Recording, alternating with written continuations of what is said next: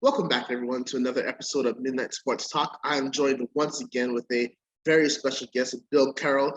His Twitter at is 11bravo138. Of course, as we all know it, since he is our repeat guest and our knowledgeable voice when it comes to football, he is the COO of Consensus Draft Media, a senior writer for Nuts and Bolts Sports, and an NFL and college football blogger for Zinni62 Media. Welcome once again, Bill Carroll. How are you doing? It hasn't been that long, but it seems like it's been a little while. This is a great experience, a great time of year. A lot is going on. I'm excited about this opportunity because I'll be honest with you. This is the time of year when I start loading up for the next year. So I was watching, a bunch of Jordan Addison and Zay Jones for next year's wide receiver class. Watching some Phil Jerkovic, some Devin Leary. So NC State versus BC was the last game. In fact, I didn't finish watching. I stopped to do this. I'll go back to it when we're done. And they have a couple of, both teams have other receivers that I think I like as well. This is going to be another good receiver class. No one's surprised. And I know we're going to talk quarterbacks later. But this is a time of year where you're sort of recuperating. You survived getting through the last draft, and you're starting to put together your watch list. And people are asking about rankings, like, duh, I don't have rankings yet. Come on. I just am watching people. Good Lord, people. So I did a space recently, and people try to pin me down on who I like. It's like, I don't know yet. Let me watch them again. Let me make some notes. But this is a time to sort of, watch some USFL, some of the guys I used to like and see where they ended up. But this time of year is you get a chance to sort of reflect, right? And where were you right? Where were you wrong? And we'll know soon on some of these guys. And I'm looking back, obviously, on NFL players that I really, really liked. And I was at the draft when Aaron Charles Rodgers got selected. And of course, obviously, we all know the story of, him waiting into pick 25 and all that stuff. And I was watching the hair products, right, slowly lose the battle, because that was when everybody held those slicky, whatever, and so his hair was slowly but surely starting to kind of lose its momentum as well. And he whips out the flip phone, when he finally gets the call.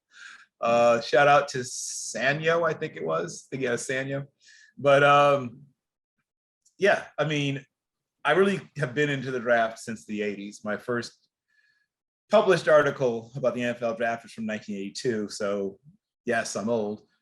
And of course, I picked a good time because that draft class, that 82-83 season, was one of the greatest in history. I mean, we already talked about the quarterbacks, but not Michael Carter, but Dickerson. It was a ludicrous draft class. Though when you go back and look at it, like in addition to all of the quarterbacks, there's all these other great players at all these other positions in that draft class. And so I picked a good time to really dig into the draft. And so this time of year, like I said, is sort of a, right? You got through the last one. You're starting to just first really gear up for the next one. And so between now and August, I'm going to try to watch 100 to 100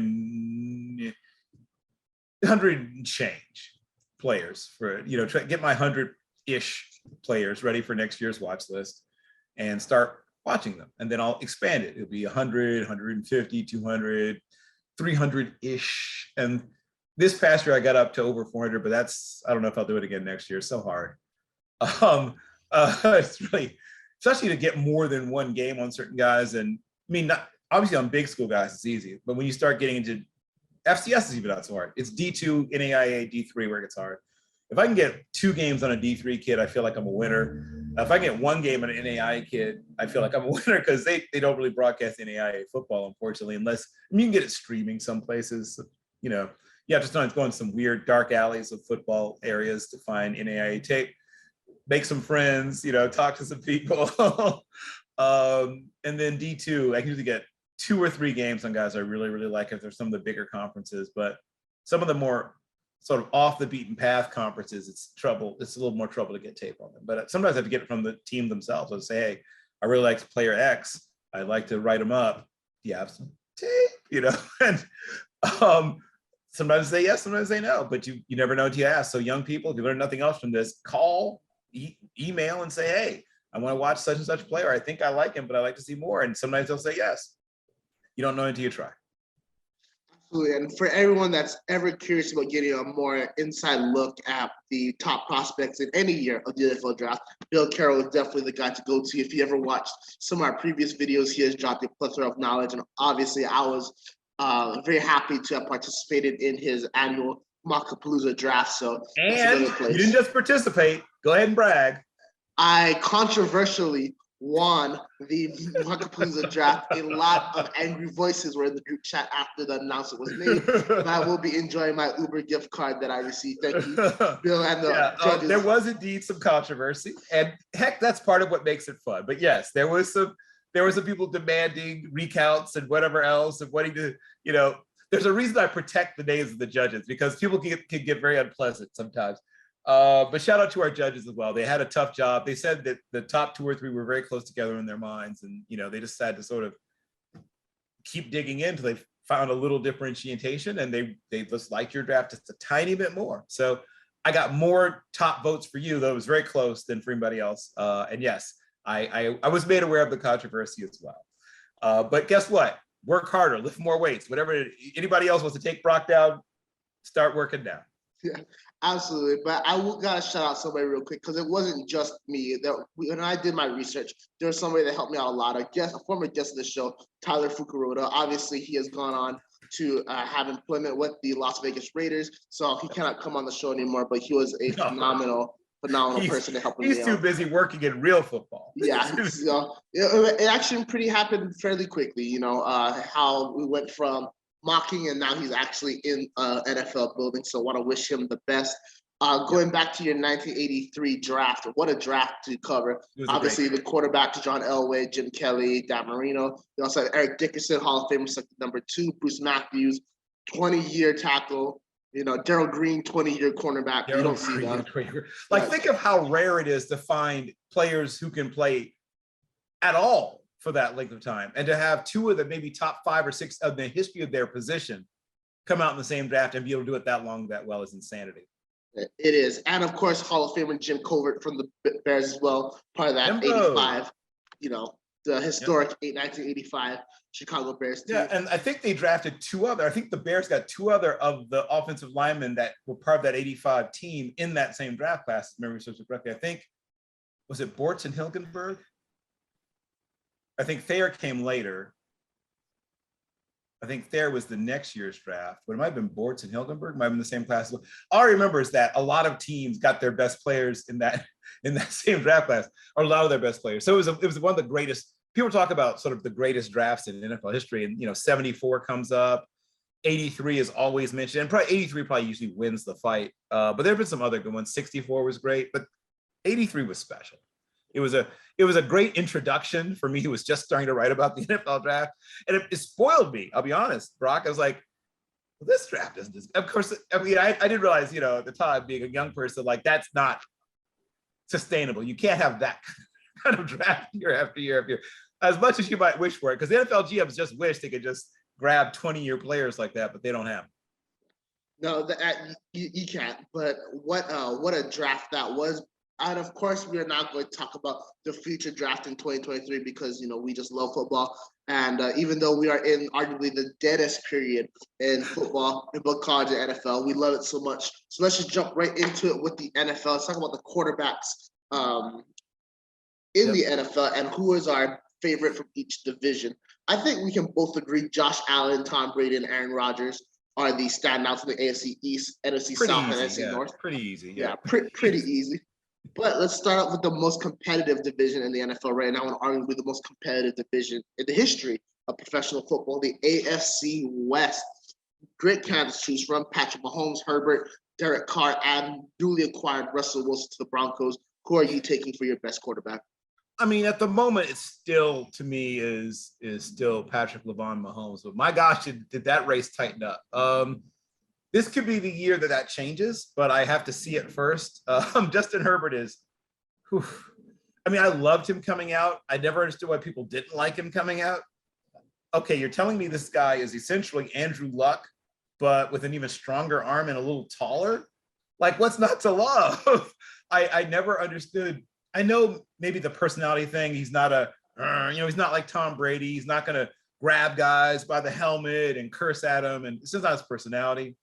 He's an incredible intellectual too. Once again, sort of like Andrew Luck, a guy with a 4.03 GPA coming out of college, was literally a math TA. He taught a math class.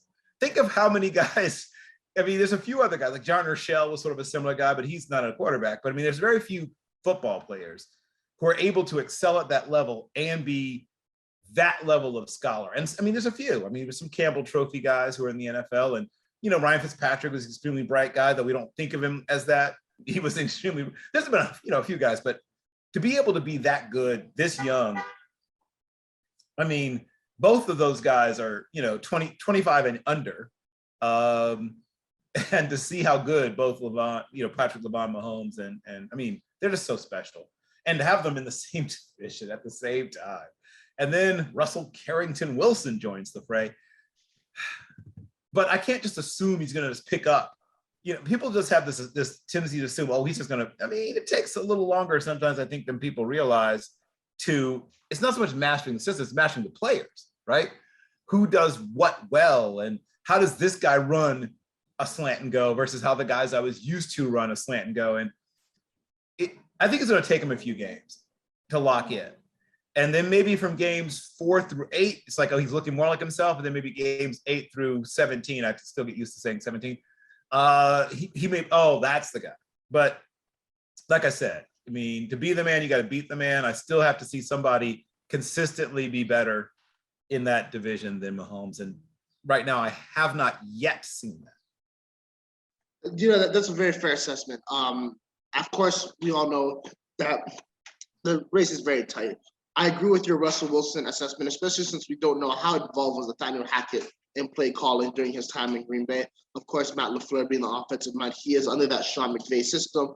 He probably had a fair amount of control over that as well. However, Wilson has a very nice array of weapons around him. Tim Patrick, Cortland Sutton. Really, yeah. He's got the best offensive line he's played behind in probably 6, 7. You got to go back to the Super Bowl years probably to get back to, back when he had a healthy from Oklahoma State. Before he started breaking down physically. Great tackle. The last great tackle they've Russell had. Okung? Yes. You have to go back to healthy Russell Okung, the last time he's had halfway decent protection, really. And that was a few years back. So that'll be a welcome change. And a lot of people are saying, they're going to change their offense to accommodate him. And they will, I'm sure, some, but they still want to run the football. Like, don't get it twisted. This is still a team that's going to run the ball probably in the top 4, 5-ish in terms of run pass. I think there'll be a team that still runs it 48 point something % of the time. I won't be shocked at all if they're somewhere in that 47, above 47%. Me neither. I think one of the guys going to really benefit from Wilson being there is Jerry Jeudy, a guy who's very high on coming out of college. He has had some drop issues, but he also had Drew Lock as a quarterback. No disrespect to him, but Lock combined with Vic Fangio, who is clearly not an NFL head coach, it just wasn't a good recipe for success. Yeah. He had a really bad injury last season. I was surprised it came back last season because the way that injury looked initially was graphic. Well, I mean, he showed you that shows you some toughness and some competitive drive when a guy comes back, probably before he should have, right? Probably came back a little before he should have. And guys do that. I mean, guys who really want to be out there will talk, lie, cheat, and steal. Kittle's a guy that comes back before he's ready consistently. He should probably stay out another week or two every time he gets hurt, because as you get older, the more you do that, the more likely you're going to get hurt again. I hope he learns from that. And I hope he could really take care of his body this offseason. But we weren't here to talk about George Kittle. Keep going. Yeah, no, you make an excellent point. But we're both kind of on the same page with Jerry Jeudy. We expect him to have an excellent 2020 season. He should have a breakout season. Yeah. If Derek Carr's offensive line can get it together, which I'm not too sure on that. We don't know where Leatherwood's going to play. Parham is still a big question mark. However, he's got a lot of options who can get open very easily. Of course, Devontae Adams, Hunter Renfrow, Darren Waller. Wow, what a array of weapons. Yeah. If you're looking for a fantasy quarterback, the guy might be Derek Carr. I don't know if they'll win as many games as the teams we just mentioned. I mean, I think the team that is third in this division might still be a 10-11 win team. Like, this is going to be tough. This is going to be ridiculous. The team that wins it all in this division might be 13, 14 wins. The team that's right behind them probably just one win off their tails. They might be a 12 or 13 win team. And then the team that's behind them might be a 10 or 11 win team. There might not be a team under 500. In fact, I'm going to go ahead and do it. I don't think there'll be a team under 500 in that whole division. I think that most of their losses will be, a lot of their losses will be to each other. Yes. I don't think anybody sweeps though, too. I'm going to go out a bit of a limb and say, I don't think anybody sweeps. I think every team loses at least one, and I think two. I think even the winner ends up with 2 losses in the division. I think the division's that good.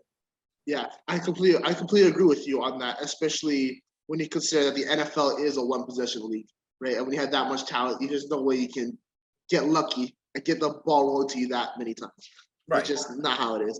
When it comes to Herbert and Mahomes, I said this last night, I'm going to say it again today. I have Herbert over Mahomes, but not because of Herbert or Mahomes, about the people and the systems around them. For the first time in 6 years, probably since his high school days, Herbert has the same offensive coordinator in back-to-back years. Obviously, at Oregon, from a head coach standpoint, he went from, did he start with Helfrich, or did he start with Willie Taggart? He had all of them, right? At one point so I think he started with Coach Helper was there first, and then he had 1 year with Taggart, then Cristobal, and he had 3 different head coaches. And like 4 different offensive coordinators, I believe. Yep. First year, Anthony Lynn and Shane Steichen was his head coach at OC. Also, shout out to Pep Hamilton for being quarterback coach. Great quarterback coach in the NFL. But then maybe the best. Maybe the best. I think after Davis Mills' performance last season, he is clearly number 1 in my opinion. And then obviously last year he had Brandon Staley.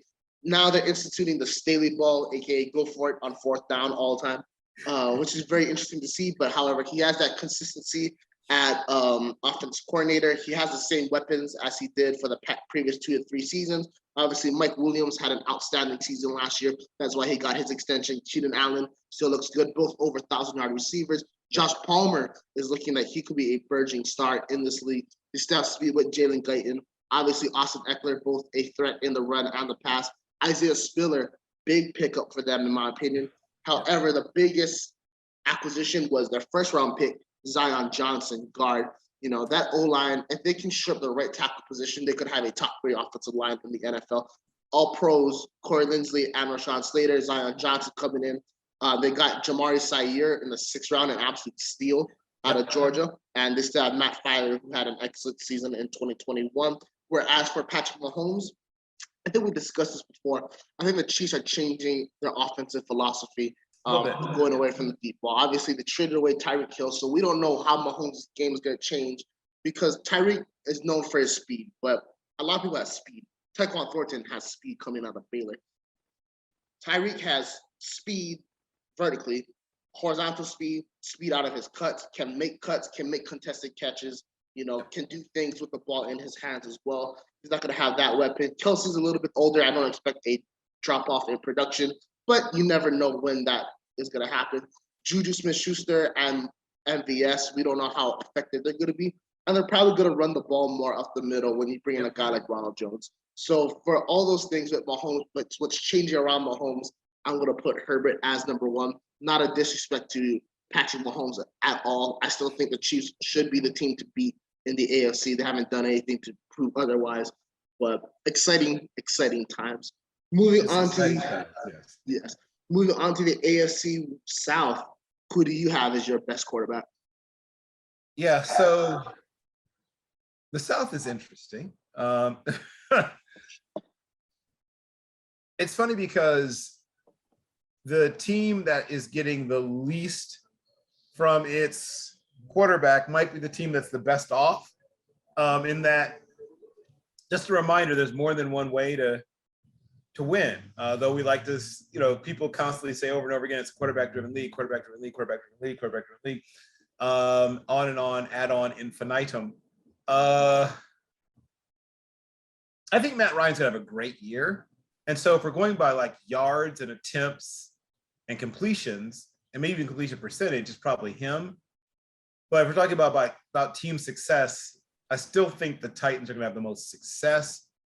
I still think that Ryan Tannehill, we'll see what happens in the playoffs, obviously, but I think he's gonna have a really good regular season. I think he gets a lot of, and some of it's earned, but he gets a lot of criticism, and there's a lot of sort of contentious discussion around him and fingers pointed in his direction. And once again, I'll say some of it is deserved. He has brought some of that on himself, especially in the postseason, by coming up small, I guess is the term some people might use to describe it.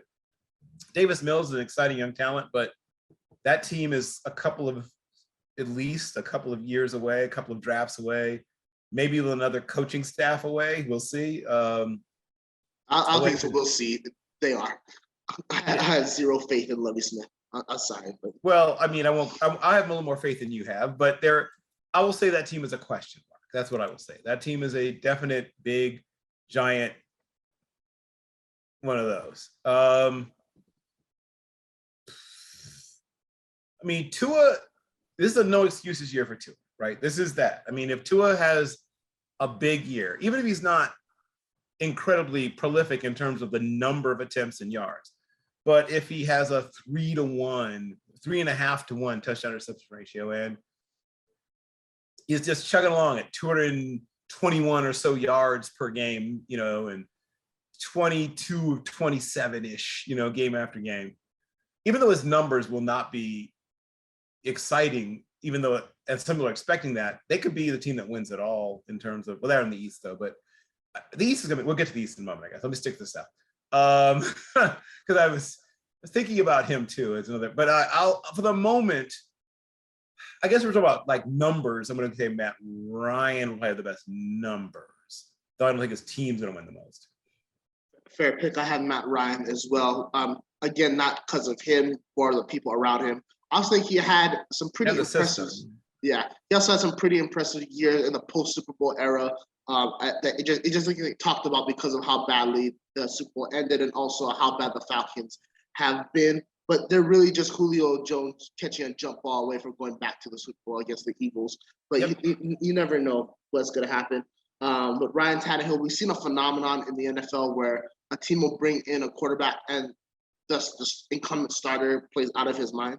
But also they had the number one weapon from the season before. Obviously, Tennessee traded A.J. Brown. So I don't think it's going to happen with Ryan Tannehill. Jackson Danner last night mentioned that he thinks Trevor Lawrence could possibly be the best quarterback in the division. Bold. I mean, it's not impossible, but that's a lot for him to do so early in his career and with a supporting cast that is somewhat improved, but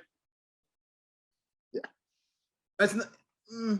I mean, he's not in this. We just talked about like how stacked the Chargers are. Like it's not that, right? He's not going out, trotting out there. Like, I mean, once again, we just talked about the AFC West. Every single one of the teams in the AFC West have a better mix of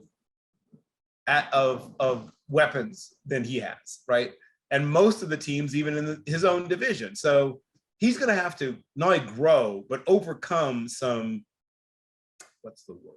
Deficits, I think is the word I'm looking for, in terms of what they're throwing out there with him. But that's a bold, well, shout out to you, Jackson. That's a bold statement.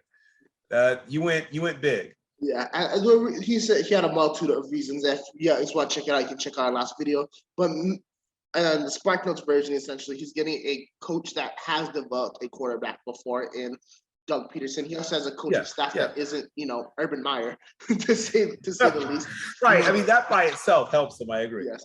And when it comes to his offensive line, they did re-sign Cam Robinson. Walker Little is still there, and also in the running back room, James Robinson and hopefully ETN when he comes back from injury will have more usage instead of just handing the ball off to Carlos Hyde. So he's gonna have more opportunities. And his first game, I think he threw like 52 passes or something like that. Trevor Lawrence, it was something ridiculous. He'll have the opportunity to truly grow as a quarterback. But I disagree. I think Matt Ryan. I go with the veteran in the situation like you. So Matt Ryan for the South, going to a highly contested division in the AFC North. I mean, not the Steelers quarterback, whoever is the starter. I know that hurts your heart, Bill. But my pick was Lamar Jackson. I said it before. I think he is the most well-rounded quarterback in the NFL. Obviously, running is second to none. He's a very good deep ball passer, and he's had a perfect passer rating twice in his career, I believe.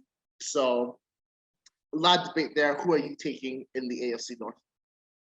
Yeah, this is an interesting one because Lamar is the player that I have the most faith in, but the one that has, of course, the greatest potential, depending on what happens with his, how many games he's going to play, is Deshaun Watson. I'm not ready to just walk in and install Deshaun Watson as the guy. And as much as, and I have a lot of faith in Deshaun, but I'm going to go with Joe Burrow for one reason, one only. I truly believe they're going to throw the ball more than any of the other guys we just mentioned. Despite the fact that they have Deshaun Watson, even if he plays every single game, there's still going to be a running team. The Browns wisely are going to run the football no matter the quarterback is, because they're the best at it. Like, why would you not? There's no team that runs the ball as efficiently, as well, as consistently as the Browns. So no matter who their quarterback, I mean, if it could be Joe Montana in his prime, you'd still be wise to run the football because they're so good at it.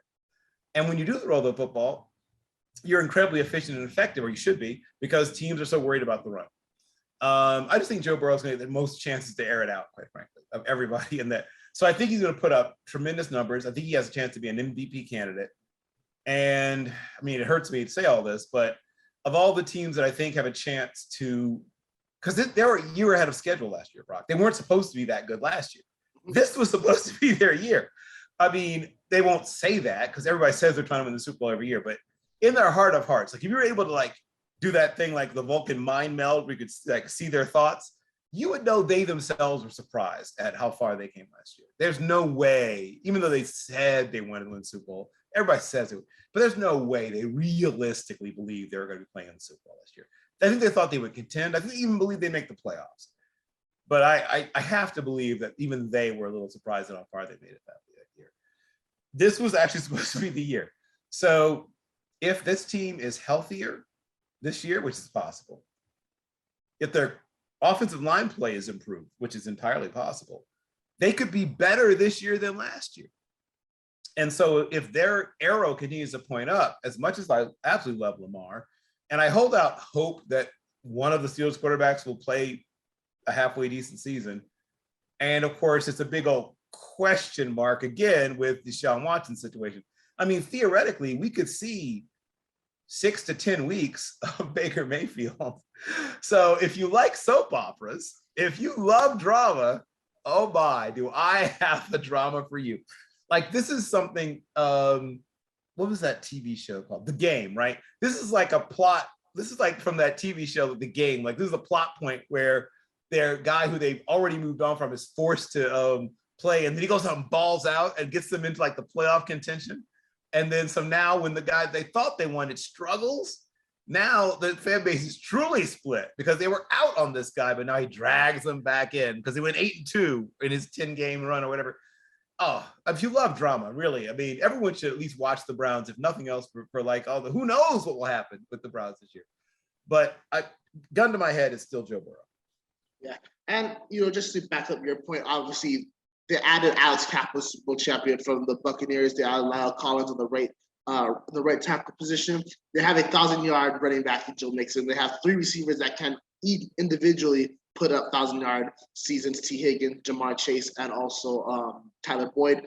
And lastly, just to add to your statement, their defensive line is very, very impressive. So if it can become a turnover monster and continue to be effective, that's going to give the Bengals another opportunity to get the ball some more. So definitely not a controversial take at all. Cleveland, I don't know what's going to happen with them. Nobody does. No, especially with Deshaun Watson's legal situation. I'd be kind of interested to see if, let's just say, he is found guilty in civil court. Obviously, that means no criminal charges.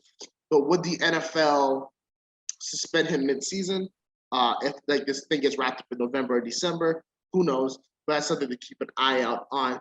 Moving to the AFC East, obviously we established Josh Allen as the clear number 1. But you had some thoughts on Tua. I want to check back in. Yeah, so Josh Allen, yeah, right. Everybody's going to pick Josh Allen. I mean, that's obvious. This is a really big year for Tua.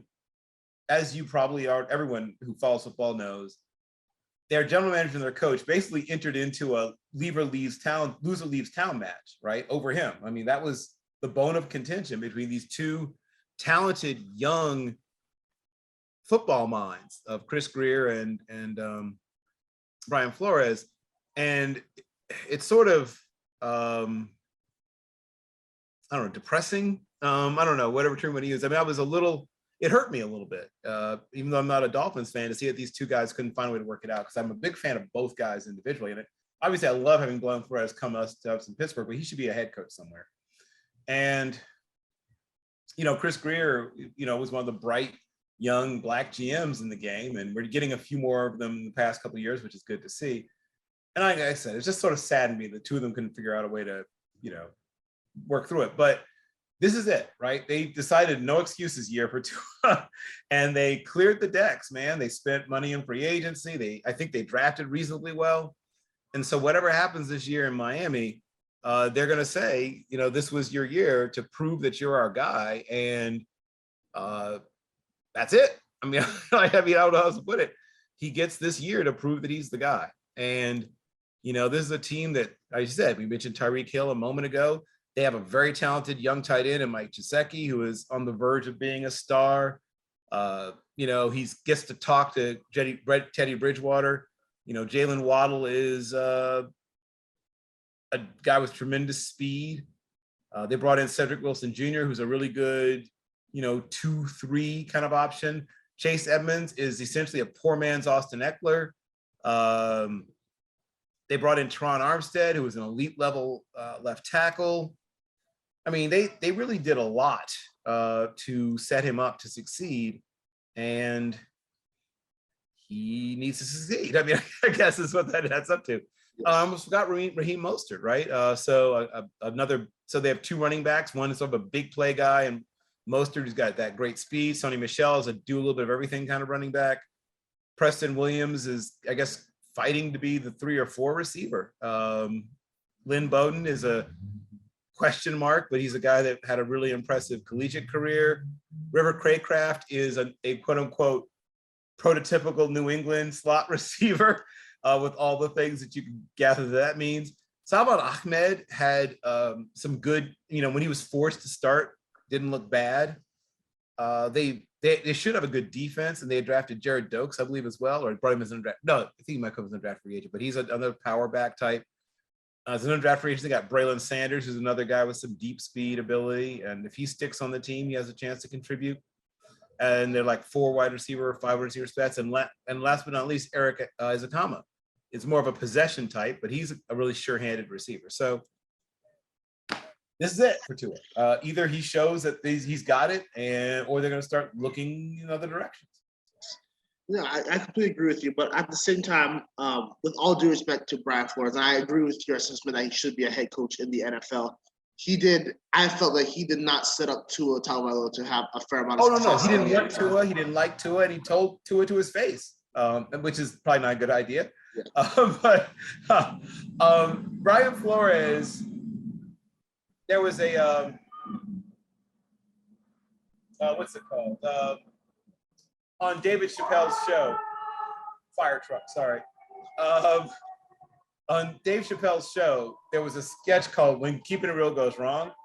And Brian Flores, unfortunately, was a victim of keeping it real. He's one of those no BS guys. If he doesn't like you, doesn't think you're good enough, he'll tell you. I don't think that was the right way to handle a young quarterback. I'm a fan of his, but I'm not backing him up in the way he handled Tua. You got to still try to build the guy up. Even if you don't believe him, you got to tell him how great he is. You got to, quarterbacks are hothouse flowers. You have to treat them delicately. And he treated him like a football player instead of like a quarterback, and it cost him his job. So, and the sort of schism between he and Greer. Yeah. Yeah, absolutely. And as we all know, there was no true plan in place because he just plugged into a randomly against the Cardinals in week 5, I believe, of his rookie season, would constantly switch him out for Ryan Fitzpatrick. In the second season, Tua started the season hurt. There just really wasn't a plan for him, nor did he really have any weapons besides Mike Gesicki around him during his time. So I think Tua has a really good opportunity here. I think he'll take the most of it. You don't win like 7 straight games by accident. And I think that he's going to take advantage of it. Of course, he's not the deep ball thrower that Burrow and Herbert is, but he can throw the ball fairly well. And also, you have 2 playmakers that can make plays with the ball in their hands. So it's all about getting in there. Tua possesses a fair amount of accuracy, and I expect big things out of him. Lastly, I just got to say for the whole Tua argument when it comes to Burrow and Herbert, unlike Burrow and Herbert, the Miami Dolphins have not done enough in their first 2 years to truly supply him with those tools. So essentially for Tua, this is like his second year compared to what Burrow and Herbert got. So I'm very excited to see what happens there. When it comes to Brian Flores, I wonder if McDaniels fails in Las Vegas, will Bill Belichick's assistants ever get a job again? Because McDaniels seems to be on the softer side in terms of confrontation, whereas we've seen Judge, Patricia, and Flores to an extent alienate some of their players in the way that he goes about things. I haven't heard those things from McDaniels during his time in Denver, but we'll just have to see how that goes. Sometimes people try to do the Patriot way when they're not Bill Belichick, and it just doesn't work out. Or they also don't have a guy by the name of Patrick Edwards. Thomas Edward Patrick Brady Jr. There we go. Correct. But with all that being said, let's move on to the NFC. Going to the NFC West, I said last night, Matt Stafford is still my number one in the division. The best ability is availability. We've said it before, and he is the quarterback with the most availability. Jimmy G is injury prone. We don't know enough about Trey Lance, and Kyler Murray obviously has missed multiple games in multiple seasons. And when he doesn't have when he doesn't have DeAndre Hopkins on the field, he's a different quarterback, and DeAndre Hopkins is suspended for 6 games this season. What do you think? Well, I mean, first of all, Matthew Stafford is really talented. I think people sometimes forget just what a level of pure talent he is. He throws the ball, and now that he's got good judgment to go with it, because early in his first years of the season, he would make some sort of backbreaking mistake in addition to being surrounded by teams that often weren't very good. You know, Calvin Johnson obviously was Calvin Johnson. It looked like they were going to have a really good number 2 in Titus Young, and then unfortunately Titus Young had, his mental challenges and has never come back from them successfully, unfortunately. They've had, various running backs and various tight ends, none of whom were really anything super special. And their offensive line quality was somewhere between average to poor through most of his time there. They occasionally had some good defenses, but if you can't score points, you can't win. And he was consistently gotten knocked around. But I mean, this is the stat I always quote, like since he's entered the league, the number 1 in fourth quarter comebacks is Matthew Stafford. So it shows you what he's capable of doing when it's all on the line. And he now is dropped into a situation where there's talent, a really good system, a front office that knows how to find players, develop players. I mean, a team that's well coached. Yeah, I mean, I don't see how you could. All the other guys are sort of potential, or we don't know what Trey Lance is at all, though he certainly shows some potential. Kyler Murray had one really good season. Obviously, he's a very young player, but we have to find out if it's replicatable, particularly as you mentioned, without Hopkins. And now he seems to be not happy about this situation in Arizona. Yeah. I mean, not that he can really do anything about it other than be unhappy because he's so early in his contract, but he's not happy. So yeah, I mean, I don't see the answer. I think has to be Stafford. Yes, and just to add to that, I am in the camp where if Kyler Murray wants to sit out this season, considering this is his 4th year in the league, I think the Arizona Cardinals should look to move on from him, because there's no way the Cardinals can get better if they give him that huge extension unless they absolutely knock out every draft for the next 3 or 4 years. And I just don't see it with him, considering the fact that 1, the Hopkins argument, and 2, he's going to miss at least 3-4 games a season, it seems like. And this is in the beginning of his athletic prime. When the hits start adding up over the seasons, who knows how that's going to go. But that's an argument for another time. Obviously. And obviously the biggest wild card is, Locke. And he gets, basically one more shot to show that he has a chance to be, an NFL quarterback, a starting NFL quarterback. And then if not, Yeah. Bye-bye. Then he gets put on a baseball cap, write out a nice 15-year career like Chase Daniels, and end your career with $40 million. Ain't that the life? The Matt Schaub route, the Derek Anderson route, not a bad route at all. What's his The one they used to call the what's his name? Jesus, headset Jesus. Whitehurst? Yeah, right. Whitehurst had it. Yes. Charlie Whitehurst. Yeah. San Diego Charger legend and Tennessee Titan legend, exactly. Charlie The Whitehurst. legendary Charlie Whitehurst from Clemson. Yes. So Tom Brady, obviously, for the South, and Aaron Rodgers for the North. Yep. Before we move on, both Greg and Jackson yesterday, and I agree with them, said that Aaron Rodgers is a game manager at best. Do you agree? Do you agree with that assessment? That's hilarious. I know I say this often, but he's going to come out. He had a lot of things happen, controversies, all kinds of stuff happened to him last season, right? And he's incredibly petty. I don't think this is news to anybody. This is the kind of stuff that motivates him. I'm penciling him for about 4,400 yards passing, 38 touchdowns, about 6 interceptions. He'll probably run for a couple of touchdowns. Like, he wants to show people that he's not, there's no drop off. He's going to come out and have a monster year. I really think he's going to have an absolute monster year. When he feels disrespected or when he's angry or whatever, think of every time people have really, really gotten under his skin. What does he do? He plays out of his mind is what he does. And the whole, oh, what can you do without Davante Adams? Oh my God. Oh, he loves that. Oh, please keep saying that. Oh my God. He's going to go crazy. I just think people don't understand. And Davante Adams is a very good football player. I mean, a terrific football player. He's a top 4 wide receiver for his entire career, almost his entire career. I mean, maybe outside of his rookie year, but from his second year onward, we're talking about a guy who's been essentially a top 5 or 6 receiver. And at a few points, maybe even the best receiver in the league. However, if you think that that's what has made, I mean, it's like people just ignored the fact that Aaron Charles Rodgers was playing at an MVP level before Davante Adams ever saw the NFL. And Davante Adams is he's not a blazer and he's not 6'5". He's a medium-sized, medium-speed receiver who runs really good routes and has great hands.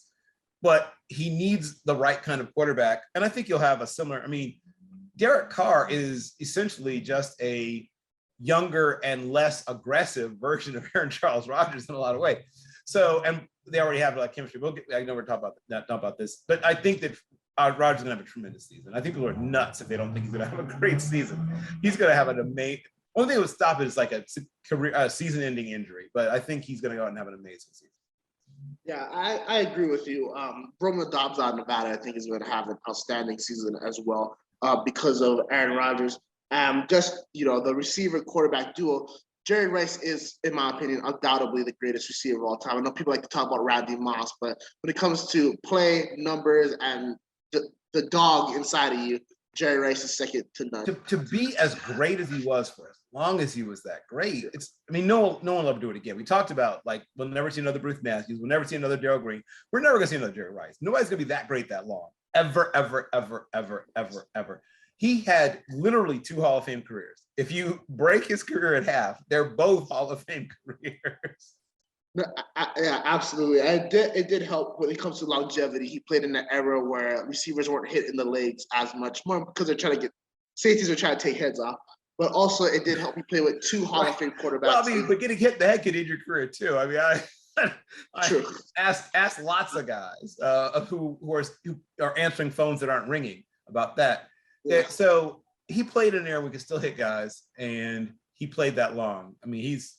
They'll never see another guy like him. Exactly. But one of the things that did help him out was that he played obviously 2 Hall of Fame quarterbacks in San Francisco, Steve Young and Joe Montana, and he was with Rich Gannon when he won his MVP in 2002. He played with a lot of really good quarterbacks. He also made all those quarterbacks better. Exactly. That should be mentioned as well. Yeah, they got to play with him. I just say when it comes to Aaron Rodgers, Davante Adams, it's not either or. It is a partnership, and I expect Aaron Rodgers to have a phenomenal season. He's going to be well. Fine. Yes, until playoffs come around. And then going to the NFC East, I chose a highly controversial pick last night with Greg spit fire and hatred towards me with his eyes. I picked Carson Wentz from the Washington Commanders as the best quarterback. You came in hot. Yes. And the reason why I said it is obviously we know what Carson Wentz is. I didn't say it like this. This is Greg. He was feeling, feisty last night. He said that Carson Wentz has $1 million arm and a 2-cent brain. But I think that he has the receivers where if he throws it deep, they can make those plays. Terry McLaurin, Curtis Samuel, obviously first-round pick, Jahan Dotson. They also still have Adam Humphries and Yami Brown, who had impressive seasons last year. Washington did fairly decent considering that Taylor Heineke, I like him, but he's not an NFL starter for a yearly basis. They did fairly decent with him. J.D. McKissick, surprisingly, U-turned from Buffalo back to Washington, and also Antonio Gibson is still there as well. Whereas there's a lot of changes going on in Dallas, and also I personally don't like the Cowboys, and I think that the Cowboys, that Dak Prescott comes week 8 or week 9, takes a downhill turn, and he just doesn't recover. But with all that being said, what do you think, Phil? I think Dak has a good year. I think that the team will probably underachieve because they're the Cowboys, but I think that he's going to have a very fine year. I'm penciling in for about 4,100 yards. I think he's going to throw for about 34 touchdowns, probably about 9-10 interceptions. I think he'll rush for a couple hundred yards and a couple of rushing touchdowns. I think he's going to have a good season. I just think that their team's going to take a step back. I think their running game's going to be not as good this year as it was last year, which is why he's going to have really good passing numbers, because they don't run the ball as well as they have in the past. And I think their defense will be probably fairly good this year, but I think they'll have a few games where they get absolutely lit up, right? I think that they'll look better for the most part, but there'll be a couple of games where they get absolutely destroyed. So, I think they still win the East, which still could be 10-7, 11-6. And I think they get humanely euthanized once they get to the playoffs. That's a fair point. I disagree that they win the East, and the only reason why is because there hasn't been a back-to-back winner in the East since like the early 90s. That's I don't true. think that changes this year, considering what has gone on in Dallas. I agree with the stats when it comes to Dak Prescott, except for interceptions. I have him at the low end at 13, at the high end at 15, 16. I think an average one a game. And not necessarily his fault. I just think that he's going to have to, like you said, throw the ball a lot more this year. Yep, so yep. Whenever you throw the ball out more, higher probability. That's just how it goes. I think Wentz is probably going to throw more interceptions, if we're being honest. I also think he probably throw for more yards and more touchdowns. I think Wentz is about a 2.2 to 1 guy. A guy might give you, 22 touchdowns, 10 interceptions, or give you 31 touchdowns and, 15 interceptions, or not 20, not 30, 30. Yeah, like he could do 31 touchdowns, 15 interceptions. I could see that out of Carson Wentz. Yeah, like 31 and 15. I could see that. I also think he's going to have a couple of monster games. Like he's the definition of consistently inconsistent. And I think his best 2 or 3 games, he's be like people, especially if he has them early in the season, there's gonna be a lot of people like saying, see, like all the Wentz believers and be like, see, I told you, first 4 games, he's number 1 in, touchdown interception ratio. He's number 1 in yards per attempt. He's number 1 in completion percentage. And then somewhere in the season, it's like, oh, right, he's still Carson Wentz. But yeah, he's gonna have some good weeks though. So if you're streaming out there and you need a bye-week quarterback, and if somebody has an early bye, grab Carson Wentz. Get him early before he has a chance to come back to earth. Absolutely. I also believe Washington will have a better season than Dallas, just considering the fact of who's around on the defensive end. Obviously, their defense should be special. Yeah. Obviously, Dallas, I think, will also have a really good defense. Dan Quinn has that defense rolling, and Michael Parsons looks to improve on a phenomenal rookie season. However, that D-line in Washington is incredible. They added the D tackle out of Alabama, Mathis, to that fantastic D-line. They love Alabama defenders. I mean, obviously Payne, Allen, they just got him. Well, they love SEC guys too, because if you added Montez Sweat as well. Yeah. It's because they watch a lot of SEC games there. Yeah, it's probably all they watch, knowing Washington. But that's beside the point. That wraps up my conversation for the best quarterbacks in each division. Let's move on to the conferences in general. Who are your top 3 teams to represent the AFC and the NFC in this year's Super Bowl? And you can throw in some honorable mentions as well. What do you think for the AFC? Well, I still like the Titans. I know it's popular to just bury the Titans, but I mean, they're if we're going in like we're talking about like 8 through 1, or how many are we doing? Um, no, just you can just do your top 3 teams, and if you have any more honorable mentions, you can just Oh, throw top those. 3. Yes. Oh, then scratch the Titans. Sorry, I didn't know how many we were doing. Sorry, no Titans then. I think that both the Chargers and Chiefs are going to be amongst the. God, it's so tight. So I'll go Chargers, Chiefs, Bengals for my top 3. The Bills just missed. All right. Fair enough. I have the Chiefs, Chargers, and Bills in my top 3, and my honorable mention is the Raiders. The reason why I don't have the Bengals is just for the pure Super Bowl hangover. I don't think any team can really overcome that to a point to my satisfaction to put them back in the top 3. However, the Bengals have the best chance in recent history, considering the areas in which they really suffered. They've improved greatly. So, no disrespect to the Bengals. I just know Super Bowl hangover can hurt teams a lot, especially with injuries come into play. For the NFC, who's your top 3 teams? Okay, so my top 3 in the NFC. I still have the Packers in the top 3. Rams are in my top 3, and Buccaneers are my top 3. Those are my top 3, and it's a little easier on the NFC side. Yes, That's challenging. Yes, that is an understatement. I have the Bucks, Rams, and Niners in the top 3. The Niners, Niners defensive line can win you any game. They have a great defensive line, but their offense is just a big old question mark. It is. This is contingent on Deebo Samuel returning. If he doesn't, that opinion might change. However, I think Brandon Ayuk is. And you don't care who the quarterback is. So here's the thing, though. If Jimmy G starting, I believe that the top 9 is a top 3 team. If Lance is starting, that's a big question mark for me. Lance hasn't done enough for me to have confidence in him. I also know that when they're both there, Lance is going to start at least like 2-3 games because Jimmy G always gets hurt at some point in the season. But Jimmy G, for as much as people criticize him, he pulls out victories just ridiculously. Right, but they want to move on from him. And if he gets hurt this time, if Lance doesn't stink it up, I don't think he gets the job back.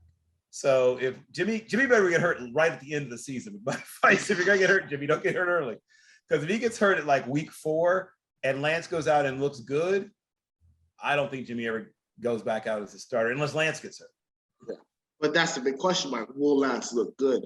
Obviously, Lance that is a big question mark. That's why I said I can't quite buy the 49ers yet, because it's not quite as bad as the Deshaun Watson and Baker Mayfield situation, but they do have basically a lamed up starting quarterback that they clearly would like to move on from. And the only thing stopping them is not being completely sold on Lance yet, apparently. But if I'm hearing Lance was great in camp, but we'll see. Yeah, exactly. But to counter that argument, Jimmy G was the lame duck quarterback last year as well. And they did make the NFC Championship game. Lance clearly wasn't ready last year. You could tell he didn't have any mastery of the playbook. If Lance has mastered the playbook, and I keep hearing he was great in camp, they might go with Jimmy early on, but Jimmy better not get hurt, or better not struggle, or anything. He better not blink. He better not sneeze. I mean, he better have his best season by far if he plans to hold on to his job. Yes. But even regardless, the more I think about it, that defense is good enough to get them far. Obviously, a top 3 D line, if not it's the a best. Great defense. Yeah, I agree with you there. And then also linebackers, Fred Warner, Al-Shaair, who's also pretty decent, but Dre Greenlaw as well. And then they did bring in Tre'Davious Ward for the Chiefs, so they did improve that cornerback room. Obviously, Rams Super Bowl champs, no question there. Bucks, great roster. Tom Brady's back. Again, no question. Their only question mark is Todd Bowles as a head coach. I don't see that being an issue. I think Brian Leftwich is going to have more control. That'll be an issue either. Yeah, I think Brian Leftwich. The big question for me is can they stay healthy? One of the things about getting older as a team, and they are an older team, is can everyone stay healthy? And injuries, to me, is their biggest opponent in terms of, at least until they get to the playoffs. Injuries is their biggest opponent. They can stay healthy. I think that I won't say cruise to victory, but they're clearly the class of the division, barring injury. I don't think anybody would be within 2 or 3 games of them barring injury. Now, if they are a team that starts picking up injuries, we just need to see how that turns out, because they have a lot of high-end talent. They don't have great depth. There's a fair amount of drop off at some positions, not so much on defense, more on offense, between the starter and the backup.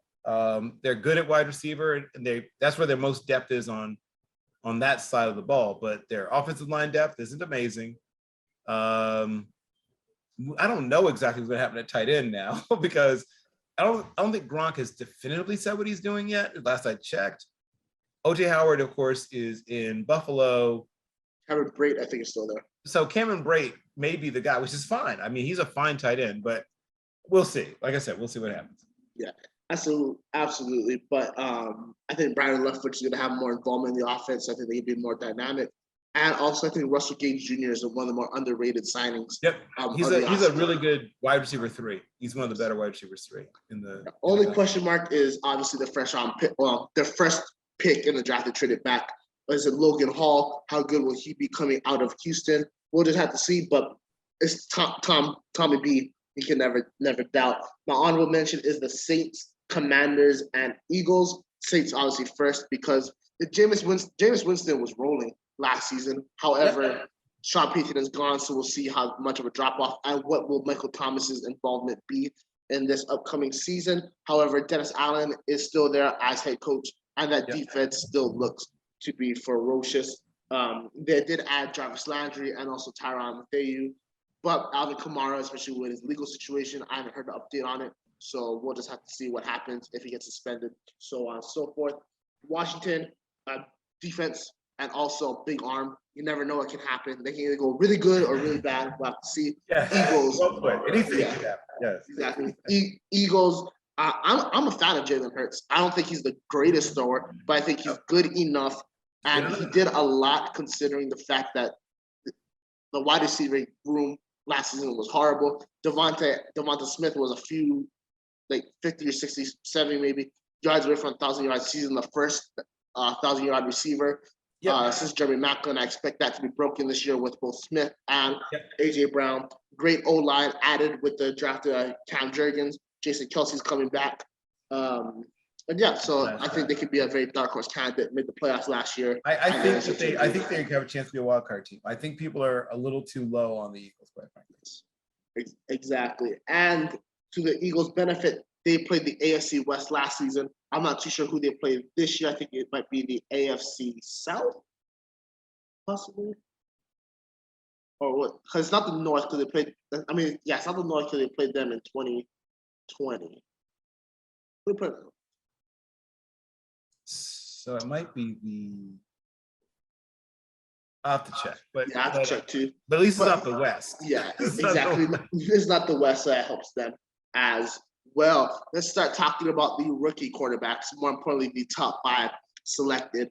There'll be your Steelers, Kenny Pickett, Sam Howell to the Commanders, Matt Corral to the Panthers, Malik Willis obviously to the Titans, and Desmond Ridder to the Atlanta Falcons. Out of those 5, who do you think landed in the best situation?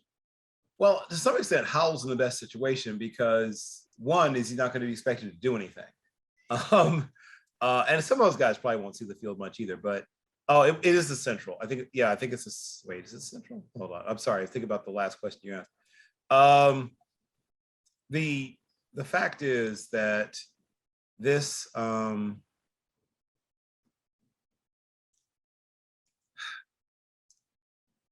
we all talked about this quarterback class and what we like and what we didn't like, and why we liked what we liked or didn't like. And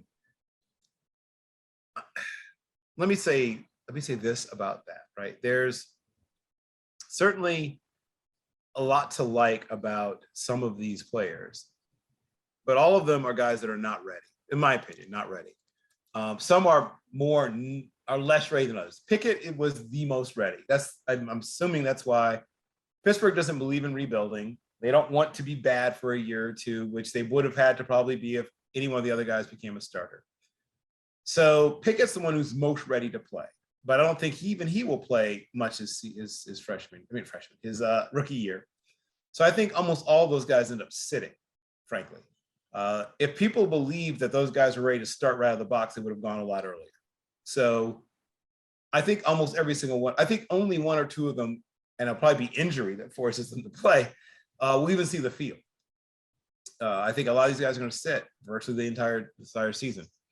Who else is in a good situation? I think also that Desmond Ritter's in a good situation. And once again, I don't think he'll even really play. But I think that he's in a situation where he'll get a chance to be brought along somewhat slowly behind a guy that is quite literally a player that I comped him to when I was looking at him in college. So someone whose game is very similar to his in Marcus Mariota. He's just, I mean, he's very similar. Slightly more athletic, but Mariota was a good athlete too. I mean, they're really very similar guys. Both guys whose natural tendency is to be a little more of a game manager, tall, slender, athletic guys with good but not elite level arm strength. And like I said, both are a little more tentative in the way that they approach downfield throwing than, you know, guys that tend to go earlier than them. So yeah, that's a. And then the last one I'll finish up with, or I guess I'll talk about them all, but the one that I think is in a really good situation, or could be in a really good situation. So in the case of Malik, he goes to a situation where there is an established starter, but a starter where the leash is being shortened a little, right? I mean, I think that though, you know, Tannehill is an established starter and who's won a lot of games, if he continues along the whole, we made the playoffs, we got bounced on the playoffs path, I think they might be willing, not so much this year, but next year to at least consider moving on from him. So I think Malik gets a year, people like call it a red shirt, you know, but gets a year to sort of figure things out. And if he does show that he can truly grow into the role, you know, in terms of leadership, in terms of everything, he's a guy that has a strong arm. He's a terrific athlete. And, you know, I think he's mentally and physically tough enough, but I don't think you'll see the field. Once again, barring injury, except for maybe like mop up duty or things like that. So all these guys are likely to sit, Brock. I'm trying to think if there's anybody who might see the field really, really early. I guess if you're on a team where the starter is in a certain amount of trouble, maybe. I mean, Corral's in a situation where the starter is maybe not quite as solidified as some of the other teams we talked about. So good old Matthew Anthony Corral is a guy that was known as a guy that, you know, work hard, play hard kind of guy. Even as early as high school, ends up leaving Oaks Christian, at least in part because of the fight he got into with Wayne Gretzky's son, right? That at least influenced his decision to transfer. And then goes to a very different kind of school after being at Oaks Christian, which is, you know, kind of a school for the children of the rich and famous. And then finds his way to, of all places, right, to Poly High, right, in Long Beach. That's a very different place. Deshaun Watson, Willie McGinnis, and a long list of others went to Poly and Long Beach Poly. He had a really, really good high school career, despite, you know, the fight with Gretzky's kid and all that stuff.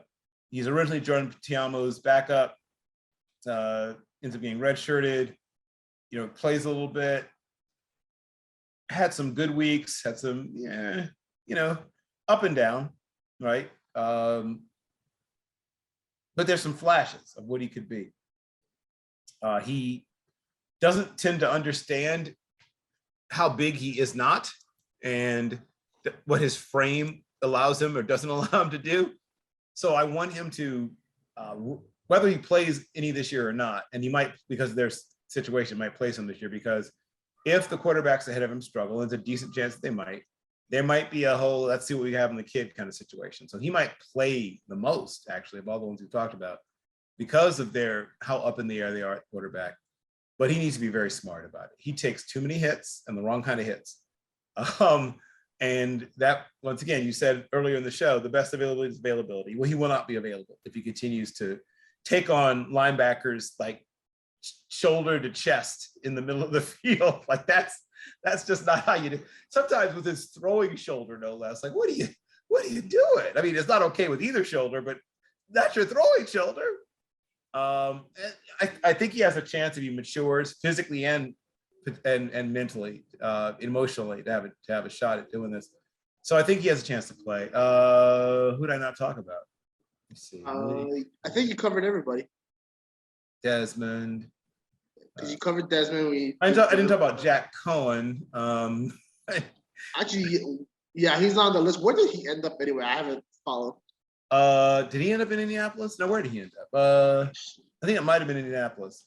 He should end up back at Notre Dame as offensive coordinator in waiting. When With Tommy Rees, whatever moves on. I think that he ended up with Indianapolis. He certainly looks the part. He's big and he's good arm, but he doesn't have it. To me, he doesn't have it. We'll see. No, he doesn't. I mean, congrats for finishing your career 11-2. I mean, obviously Notre Dame fumbled the the Fiesta Bowl to Oklahoma State, but yeah, that he unfortunately I just don't see him panning out. I think all of these quarterbacks landed in the best situations for them. Howell's in a position where he doesn't have to operate right away, even if there's an injury to Carson Wentz. Kenny Pickett is in the same building he was in college, so there's a fair amount of familiarity. He literally just has to get a bigger apartment. Yeah. No, he just has to move off campus and he's good to go. Matt Corral, I think, ended up in a really good situation considering that Matt Rule runs that college-style offense. His game took a major increase when Lane Kiffin came in. However, I agree with you. He runs an open field like he's Earl Campbell. I don't understand it, but just a credit to his toughness. But please slide. Credit to his toughness, but I mean, one of my notes said he treats his bio like it's a rental. Yeah. No, for real, he thinks that bionic parts are readily available for him in the training room. Malik Willis, I think he can see the field this season in one of those like wildcat packages, things like that. Even though Tannehill can run too, so we'll see on that. And I think Desmond Ridder could start, being that Mariota does have an injury history to him. So I like the situation for all these guys. I guess we can both agree time will be the biggest teller. But there's nobody that pops off as we say, yeah, he's gonna hit the ground running come 2022. Would you agree with that assessment? Yeah, I mean, like I said, I don't think any of these guys start the majority of the games this season. I think one or two guys may start a game or two. I think most of them sit. But I agree, they're in good situations. Some of the ones are behind solidified quarterbacks, and hopefully we'll learn from them. Some of them are in a quarterback situation a little more up in the air, and we'll see what happens in those situations. But yeah, I would agree with most of that. So obviously in the 2022 draft, one quarterback was selected in the first round. And the reason for that is in 2023, that's supposed to be the year that a lot of quarterbacks are supposed to be drafted in the first round, just due to the sheer amount of talent. I'm going to throw it to you first. How many QBs can you see going in the first round in 2023, and who are they? I think 4 could go in the first, and I think another couple could go in the top 50 picks. So the quarterback class next year could potentially be one of the deepest in a while. And some of that depends on like bounce back guys, right? If Keaton Slovis has a big bounce back, if Spencer Rattler has a big bounce back season, those guys could put themselves in contention, for the first, or at least, like I said, that top 50-ish. I'm a huge fan of Jake Haener. That's a guy that I just keeps going out there. He shows toughness and intelligence and has enough of an arm.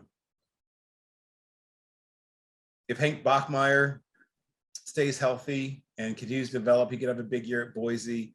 Max Johnson, transfers to Texas A&M. I could see him having a big year. Obviously, everyone's talking about I'll talk about a couple of guys. I think Tyler Van Dyke is a guy that could have a big year. I think that there's a lot of potential, for Will Levis to push his way into the first. I think he has a chance to be going somewhere in the first. And then obviously sort of the usual suspect types, right? CJ Stroud and Bryce Young and guys like that. I think especially for Bryce Young, he'll need to win the weigh-in and the weight room and things like that. He's not terribly tall, but he's a little on the slender side. So he'll need to do some work on his body. But, those two guys are almost locks to go in the first. And there's a couple of guys who I think will go after them who are not at all locks, but I think have a chance. And I mentioned some of them, but things that I like about this upcoming class, in addition to there being a lot of guys who are, coming out of having, good years last year and have good physical traits. A lot of these guys are, really solid people. Like they're, the character is there, the leadership is there. I think that also helps. The NFL prefers not to be worried, I guess is the way I would put it, too much at least about, who a person is, in addition to what they can do. And I'll give you a few others because I think that beyond, sort of the usual suspects, there's some other really good ones. Grayson McCall is a guy who pushes his way into the first. They don't throw the ball as much. I mean, just put it in perspective, he had 200 fewer pass attempts in one fewer game than did CJ Stroud, right? Stetson Bennett's a fun story, but, he's a college guy who maybe be a quarterback 3 at the next level. I'll give you one other guy who could be a surprise first runner when it's all said and done. Hendon Hooker from Tennessee is another guy who has a strong arm, decent size, terrific athletic ability, and from a quarterback family, right? Son of Alan Hooker, legendary quarterback in his own days back at NCA&T. Some other guys, Brendan Armstrong has a shot to push his way into the first, quite frankly. I think he could have a monster year. He's another guy I like. People are starting to jump on the Jaron Hall bandwagon. I'm not quite ready to do that. The kid from BYU, I'm gonna need to see more on him.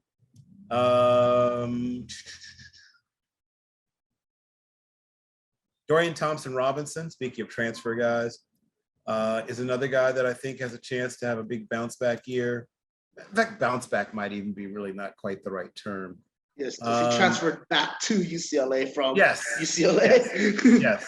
Yes, right. That was an interesting situation. Dylan Gabriel transfers to UCLA and then flips his commitment to Oklahoma. And if anyone was curious how close was Dylan Gabriel to UCLA, he literally posted on his social media, welcome to Westwood, right, with the graphics and everything. And then a few days later, ends up in Norman.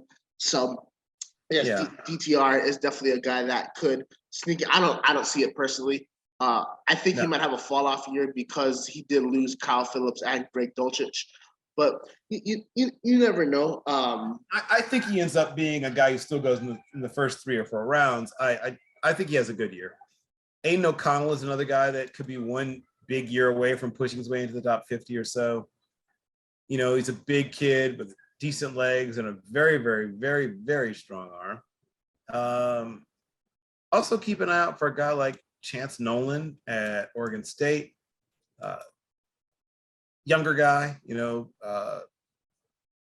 he would only be a junior next year, but is eligible next year, and he may return to, for his senior year season, but he's at least worth watching. And here's a guy that most people don't like that much, but I like him more than most. I really am a big fan, or decent sized fan of Sam Hartman. Mobile, accurate, efficient, shows me a lot of toughness. I think he has a chance as well. I know a lot of people are excited about him as well. I just feel like if they can have another year, somewhat like last year, he could push his way into the discussion. And I'll give you another transfer guy who is a fascinating story. And I don't know. Obviously, when guys transfer as much as they do, or did he transfer? Hold on. Yeah, he did. Right. I was just making sure. Yeah, Nebraska. Okay, so Casey Thompson, who I thought Texas should have moved heaven and earth to try to retain as their starting quarterback, has made his way to Nebraska, and that'll be interesting to see. And of course, Caleb Williams landed in USC, but is he a redshirt? Is he a redshirt sophomore? Williams? Yeah, is he a redshirt sophomore or a true sophomore? True sophomore. Right, he's a true sophomore. So I thought, okay, so he should have a big year as well, but he's not eligible. I was just watching Devin Leary and Phil Jerkovic, as I mentioned before, when this first started. Both those guys have a shot at the top 50, probably more likely Jerkovic because he's the bigger guy with the stronger arm. But I think he's going to be a top 50 selection when it's all said and done as well.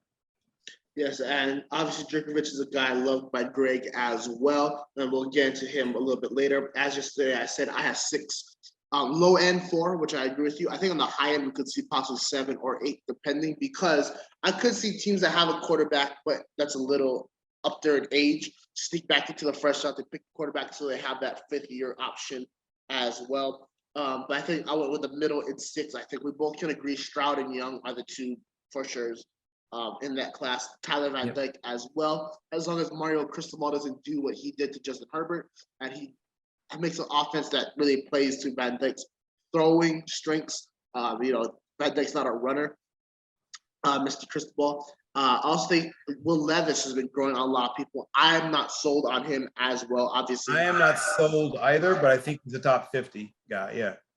Yeah, possibly. His OC went back to Los Angeles, so we'll see how he handles that. And also, Wandale Robinson left for the NFL now on the Giants. So we'll just see what happens. But a very impressive start to a Kentucky career. Tanner McKee is a name that keeps popping up out of Stanford. I'm not too sold on him either, but he's a possible guy. A guy, if he declares and he has a good season. Cam Ward out of Washington State, the transfer from Incarnate Wood. Man is physically excellent, can make a bunch of different throws, off-platform throws, and he's going to the offensive system that suits his strength up in Pullman. Jake Haener is a guy I really like a lot out of Fresno State, and he's getting Jeff Tedford back as head coach in Fresno. Dylan Gabriel, a guy we mentioned earlier, if he takes off in the Jeff Lebby offense coming from Ole Miss at Oklahoma, he could possibly sneak into the first as well. And again, names that we mentioned, Spencer Rattler, he has an opportunity to both come back and fix his image, which has been tainted for a very long time. He's going to have Shane Beamer as his coach again. So I think that can help him out a lot. And a guy that people don't talk about because he didn't really impress a lot at Texas Tech, I think Tyler Show, if he has a really good season, he could. Right. Yeah. What, you disagree with that? No. I mean, I've been hearing about this is the year for Tyler Show. It seems like for 3 years in a row. Sure. I would love to see him become, something or whatever, or show me he is the something.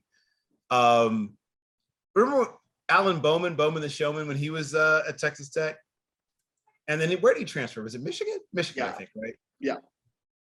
I mean, I'm hoping he has a better, outcome than that. But I'm once again, it's a guy he's gonna have to show me before I'm ready to jump onto the Tyler Show bandwagon. He certainly is a fun player to watch. I will admit he's fun to watch. I'm not there with him yet. I'm not there yet with him. That's what I'm trying to say. Well, he does have a new opportunity. Obviously, Texas Tech guy, new head coach Joey McGuire out of Baylor.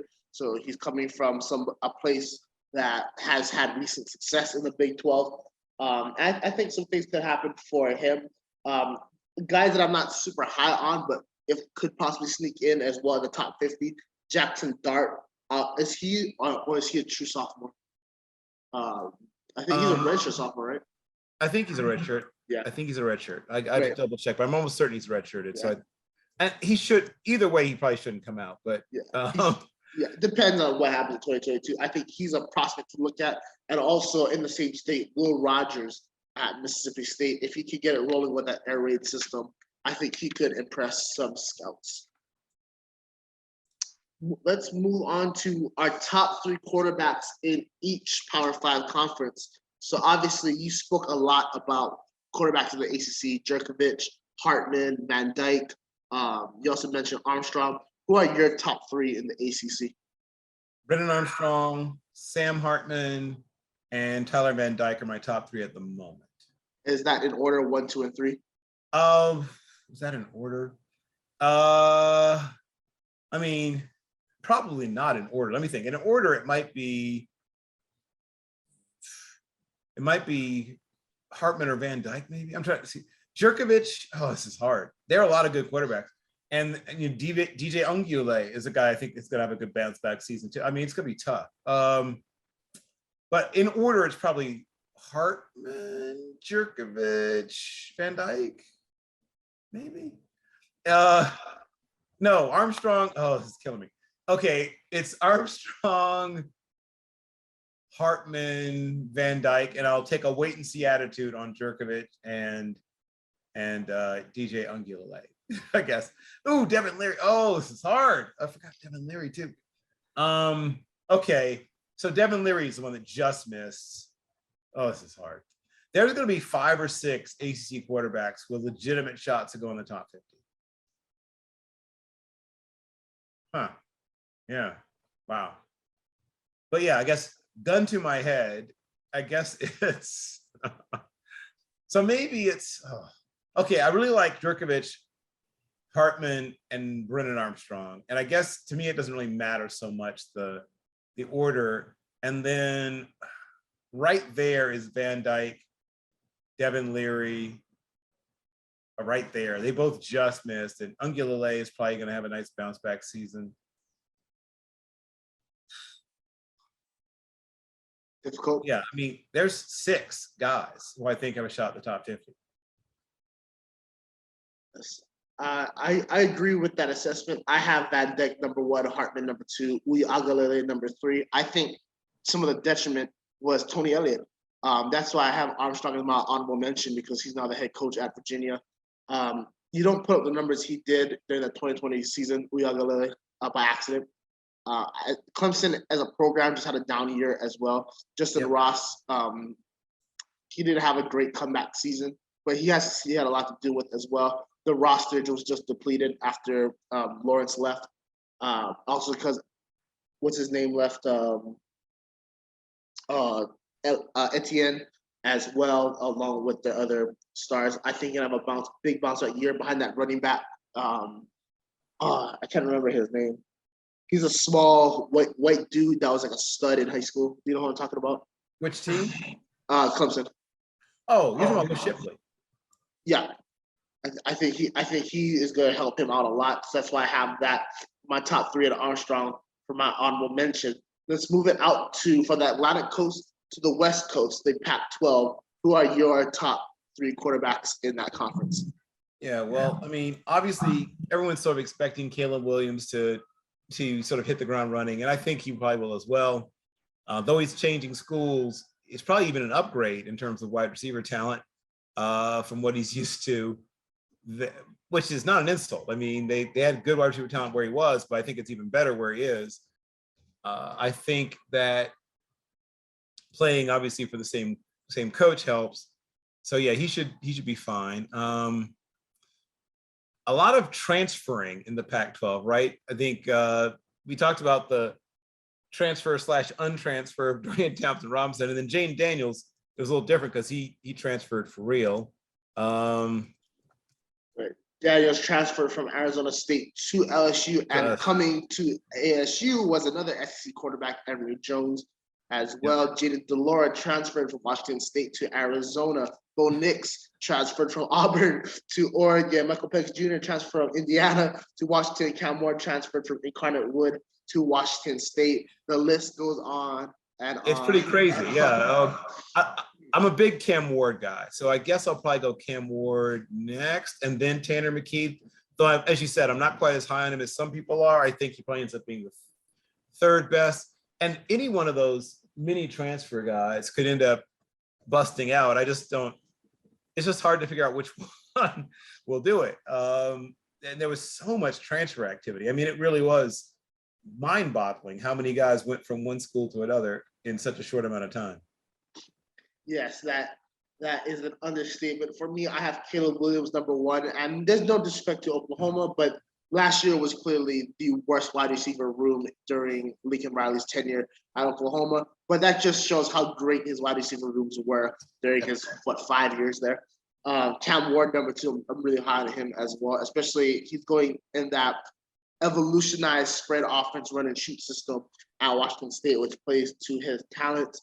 And then for 3, I'm going with the controversial pick, Cam Rising out of Utah.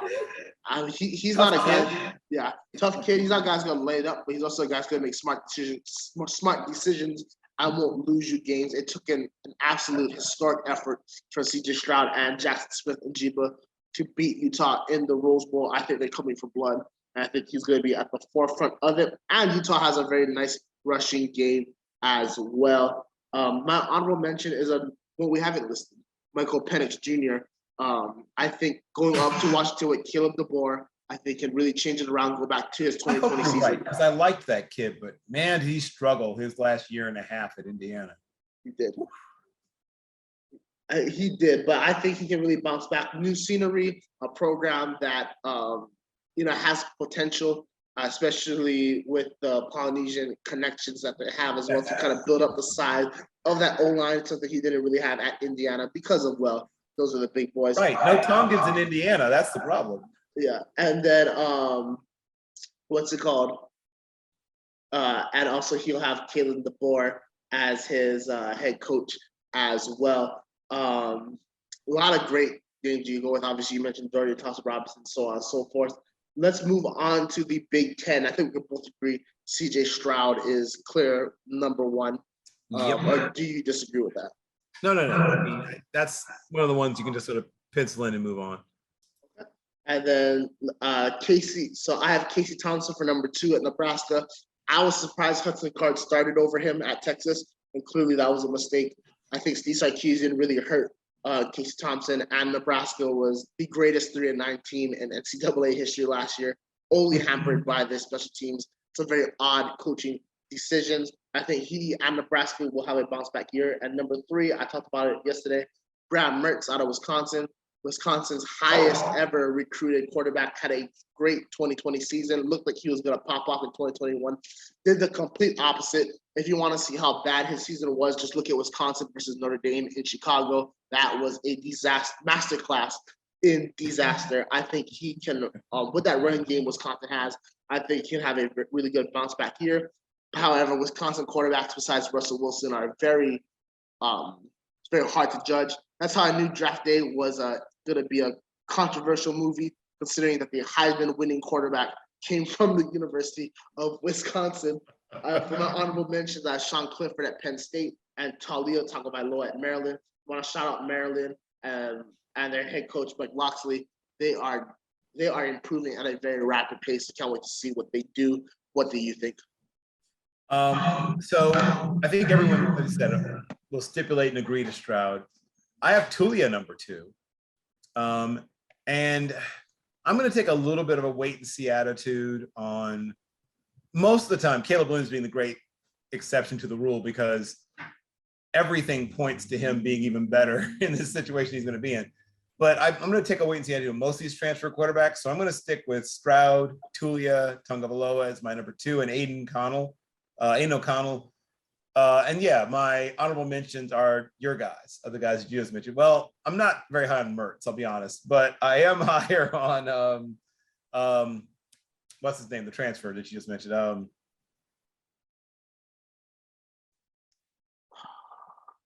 You just mentioned that amongst the guys that you liked. Oh my gosh. Oh Lord. He just transferred in from the oh God. We just talked about it. What school again? Well, you just mentioned your 3. You mentioned Stroud. Casey Thompson. Casey Thompson Right. Transferred to Nebraska. Yes, right. Thompson, yeah.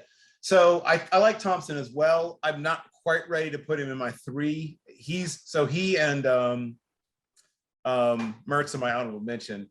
And I'll give you one other guy to sort of look out for. And I feel so strange saying this. Peyton Thorne had a lot of help last year. I don't think that's exactly surprising to tell anyone that things made it easier for him. But I saw him in person against Northwestern, and obviously it was the Kenneth Walker the 3rd show. But Peyton Thorne showed me some things. I'll put in my honorable mention as well, along with Casey Thompson and Sean Clifford. But I'll go with Stroud, Tulia, O'Connell, and then my honorable mentions being Thorne, Thompson, Clifford. And I guess Mertz a little bit as well. I don't know. I'm not sold on Mertz. He's got a lot to he'll have to do a lot to convince me, but I guess we'll see. Fair. I'm betting on the fact that the Big Ten will not be as strong as it was this past season, alongside the fact that Moritz had flashes of greatness and he still has the same coaching staff, headed by Paul Chryst, headed into the 2022 season, alongside the fact that Moritz has 2 straight bowl victories to his name. That doesn't happen by accident. Yeah, it happens by Braylon Allen at a really good defense, but okay. Okay, you're not wrong at all. Not even the slightest. I just think that I'm just betting on the upside, which probably is gonna blow up in my face per usual. but moving on from the Big Ten to the Big 12, a lot of changes. Once again, like we talked about the Pac-12, like, okay, scratch all the notes you had last year because half those quarterbacks are someplace else. Yes, that is accurate without a doubt. I have transferred Dylan Gabriel as my number 1 to Oklahoma, returning Spencer Sanders to. Yes, congratulations. Somebody didn't transfer. Yeah, exactly, and transferred Quinn Ewers to Texas as my number 3. What do you think? Man, I'm going to agree on Spencer Sanders. In fact, it's so. Okay, I'm going to stick with Spencer Sanders with a caveat. I think he has a lot of ability. I think he has, and I think that he's going to be better this year than he was last year. Obviously, a lot of guys are gone. Let me just confirm, because I have to try to make sure I know where guys are from one year to the next. So Max Duggan, did he stay at Texas Christian? I believe so, but let me just check. I think he did. If he stayed at Texas Christian, which admittedly is something I'm not 100% sure of, I think he did. Assuming he stayed at Texas Christian, he's still in my, I'm sticking with him. And then I guess I'll toss in one. It's so confusing, but I guess I'll toss in one of the transfer guys. Let me see. Spencer Saunders, Max Duggan, and what the heck, Dylan Gabriel. Yeah, that's fair. I'll give you my honorable mention though. And this kid, thinking of overcoming, challenges and problems and having to, make it happen when it probably shouldn't have been possible to make it happen. I think that this kid Bean, now once again, Kansas is a bad football team. I mean, that's not really news to anybody.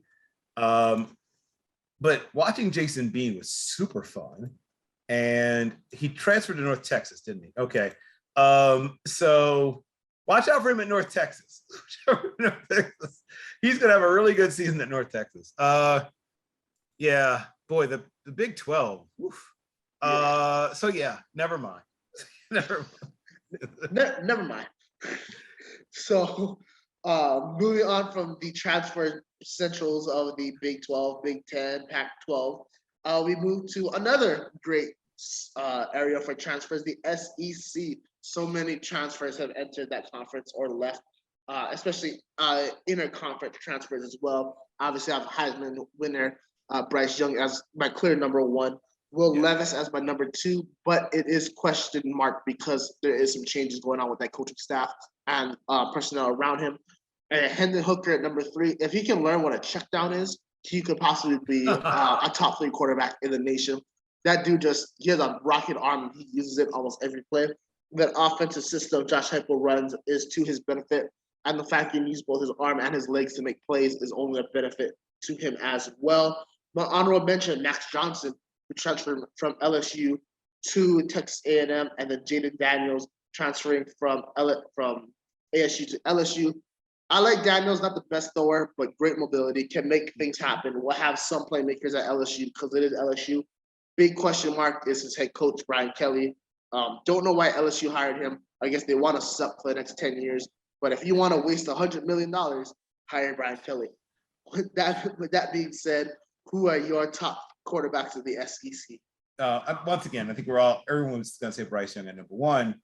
I'm going to differ with you a little bit from that. I have Hooker too. And then it gets interesting. Levis is my 3, and then my honorable mentions are Stetson Bennett, the massively disrespected Stetson Bennett, who all he did was help his defense. But let's not completely diss this guy. He had 2,682 yards passing, a 64.46% completion percentage, 9.97%, 9.97 yards per attempt. One of the leaders in the nation in yards per pass attempt. 29 touchdowns and 7 interceptions. He's a better quarterback than people. I don't think he's an NFL starter, but I think he's a better quarterback than people willing to admit. Hooker is the most talented. I think he's more talented than Bryce Young, quite frankly. I think he's the most talented. The question for him is just decision making and accuracy, ball placement, that stuff. But his physical talent is, I think, the best of all the quarterbacks. Then after that, I have Levis, and I like him not quite as much as your friend and mine, but I do like him quite a bit. And yeah, I agree with Max Johnson. I think that's a big bounce back year in terms of himself back into a top 100 type pro prospect with a shot at even higher than that. And then Will Rogers will just keep kind of clipping along, putting up stupid, crazy numbers, might go for 5,000 yards passing. He's still, sort of a Case Keenum-ish kind of guy, but there's a place for guys like that, probably, being an NFL backup for a long time. And my last little wild card is Connor Bazelak. He had kind of a down year after having a really great sort of original season. We first got there, but I think he might have a bit of a bounce back, and as a junior, I guess he is. I think he's still a junior. I think he has a chance to have a really nice season. Yes. Yeah, the SEC is a very interesting division when it comes to quarterbacks. Jackson, who's a Florida Gator fan, yesterday mentioned Anthony Richardson on several occasions. And who knows, because Billy Napier is a guy that can, he has improved quarterbacks in the past, and I expect him to have success at Florida, both Richardson and Napier. Stetson Bennett is a very curious case because, yes, he did have those impressive numbers. However, there's a reason why JT Daniels started the season. Also, it does help when both your running backs get drafted. It doesn't help when both your running backs get drafted to the NFL. Your starting left tackle gets drafted to the NFL. 7 members, I believe, of the defense, or possibly 8, get drafted in the NFL. 5 first-rounders from the Georgia Bulldogs, I believe. Guys like Jordan Davis, Devontae Wyatt, Trayvon Walker, Nakobe Dean, Lewis Sine, Tyndall, Quay Walker. All those guys have left the program, obviously, to pursue their professional careers. George Pickens, he is now on your Pittsburgh Steelers. I don't know if he can replicate those same numbers, but I do believe he's been highly disrespected as a quarterback too. He is a game manager without a doubt, and he just makes the smart decisions. He'll throw the ball away. He won't force anything when he doesn't have to, especially in a division like the SEC where defenses pounce on those mistakes all the time. And just because he doesn't have the numbers some of the other guys have, he also is in a running system on offense as well. He's not in the air raid at Mississippi State or more of a pass-heavy offense at Alabama now compared to how they were in the past. So I think that Stetson Bennett, you giving him his flowers is very much deserved. So that finishes our conversation for the top 3 quarterbacks in the Power 5 conferences. We're going to do a couple things to finish up real quick. The first thing is going to be, name your quarterbacks you think that could fall out of the first round in 2023, but will still have excellent pro careers. Just today, my big guy was Jake Haener. He has Derek Carr written all over him. Size, college, playing in a non-Power 5 conference. But he does make excellent decisions, and he has a heck of an arm. Transferring back to Fresno State was the smart decision for him instead of going up to Washington again, with this time with Kalen DeBoer. Another guy that I have could be Logan Bonner, Logan out of Logan, Utah, quarterback. And my last guy is, of course, a guy, two more guys, is Clayton Tune out of Houston, depending on how he does this year. And also, lastly, a guy we mentioned before, Grayson McCall. Really love what Coastal Carolina has done these past couple seasons with him. That dude runs like he's also Earl Campbell, so you might need to stop that. But the only issue I have with McCall is that his offensive system is not used that much in the pro game. And I'm a guy that always says whatever happens in college now will be happening in the pros in 5 years. I just don't see how he can transition. He'll need some time to develop, but he's a guy that could jump out onto the scene given a couple years to develop in the NFL. Who are your guys that can follow the first but still have good professional careers? Well, I'm probably the world's biggest Jake Hayner fan. So anytime I get a chance to love up Jake Hayner, I'm going to do it. I'm a huge fan of his. As a huge Jake Hayner fan, I'm going to agree with everything he said. I think he has tremendous toughness. I think he has a high football IQ. I don't think he's quite Carr. I think Carr was bigger and stronger. But I mean, I don't say this name often, but he does remind me of Drew Brees, actually. So he reminds me of. Once again, not maybe quite to Drew Brees' level, but extremely accurate. Makes great decisions. The game against Oregon is a great example of who and what he is, and they hit him. He got hit early and often, and he just he held his poise. He almost carried them to victory against a far superior team. I'll give you another Mountain West quarterback that I think is going to put himself into, bring it up first or even second round discussion, but ends up being drafted probably in the second or third, more likely the third, and ends up having a really nice NFL career, is Hank Bachmeier. And Bachmeier's a, Murrieta, California kid. Imagine Matt Corral without all the wildness, both on and off field wildness that marked Matt Corral's career. He's a very similar guy physically, about the same size, maybe a little heavier, maybe a couple of pounds heavier, but similarly built, similar arm, good athlete, has gotten hurt a la Corral a little bit as well. But I think if he stays healthy this year, and I think they've talked to him about, protecting himself more, I think he has a chance to have a terrific season. I mean, last year, in just 5 games in 2020, right? 1,150 yards passing in, obviously truncated season due to COVID-19, but, 6 TDs, 2 interceptions. Then he comes back, 20 touchdowns, 8 interceptions last year, 3,079 yards passing. And he looked good. Obviously, I think he should be, one, if he stays healthy, and two, he should have total mastery of the playbook. I think he should have a really big year as a senior. That's a guy that I like a great deal. And then another, I know we don't talk enough about the certain, non-Power 5 conferences, but now we're getting a chance to talk about some non-Power 5 conferences. There's a few other guys that I would like to make sure that I feel like we'd be, remiss if we didn't touch on. And in the MAC, right? I love some action. There's some guys who went out there and frankly lit it up last season. And a lot of them are gone, but at least 1 or 2 of them aren't. And for those that have not had a chance to check out Bowling Green is a fun offense, first of all. It's a offense that has a little bit of everything in it. They remind me a little bit of Coastal Carolina, if Coastal Carolina was way more aggressive in the passing game. I guess would be how I would describe it.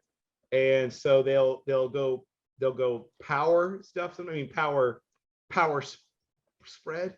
And he transferred to Boston College. So I don't know what's going to happen with Jurkovich. Obviously, he's a guy that has gotten injured in the past. So I'm a little, strange to me that Matthew McDonald would decide to go to a place that has such an established quarterback. I don't know, whatever. I don't know. Things are strange. The world's weird. But I really liked him. He showed me a lot. Newport Beach, California kid with a good arm, moved fairly well, put up big numbers. And wait, hold on. Is that the same Matt McDonald? I get so confused with all the movement. Let me make sure it's the same Matt McDonald. Did he really transfer to Boston College? Yes, the transfer portal has really messed up my knowledge of college football. I remember I launched a tweet one day that said Casey Thompson should consider moving to Washington, and somebody had to correct me by saying, Oh, by the way, Michael Penix Jr. already transferred there. So it has been a very tumultuous time with the transfer portal, to say the least. Yeah. So if he went to Boston College, that just is odd to me. No, wait a second. Maybe no, wait. He transferred to Bowling Green, right? Okay. I'm good. Okay, we're good. Yeah. So he started at Boston College, transferred to Bowling Green. Okay, good. Okay, so I was right. Boston College quarterback Matthew McDonald is a really interesting prospect to me, and I've liked a lot of what I've seen when I've watched him. He shows me a good amount of ability to move around, make plays both inside and outside the pocket, and maybe not a cannon exactly, but I'd say an above average arm and sort of strength. So I wanted to make sure he got some love as well. I think he's going to have a really good year this year.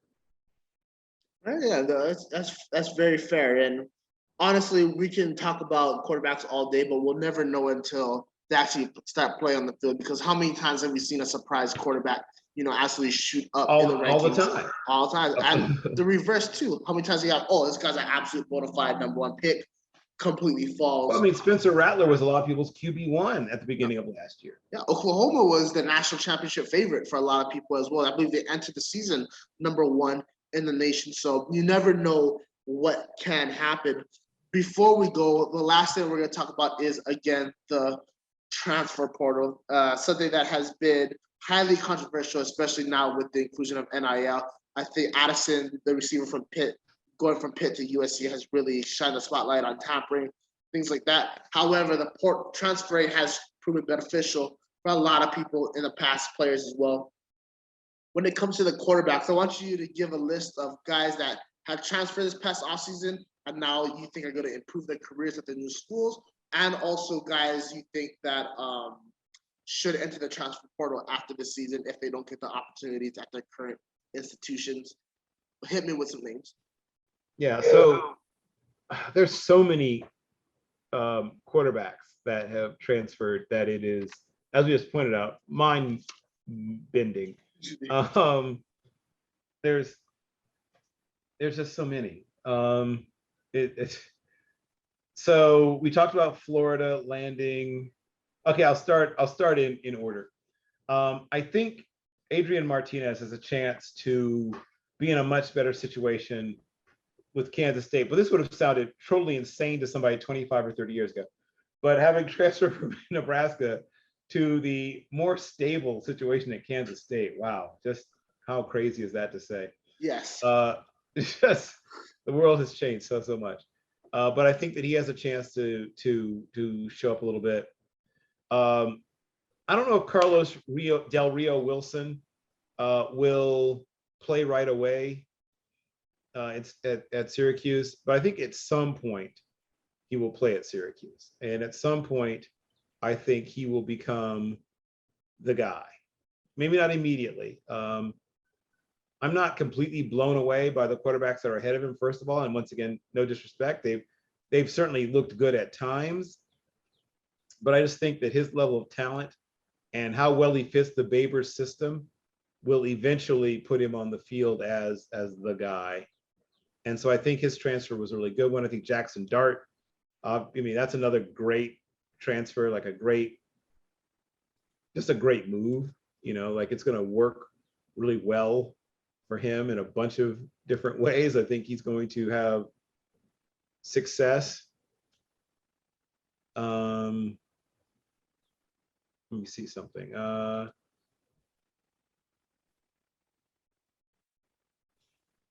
see. We talked about Jackson Dart already. I'm trying to think of who else. Casey Thompson, right? Casey Thompson, I think will definitely prove, will do well for him. I think that will end up working out for them.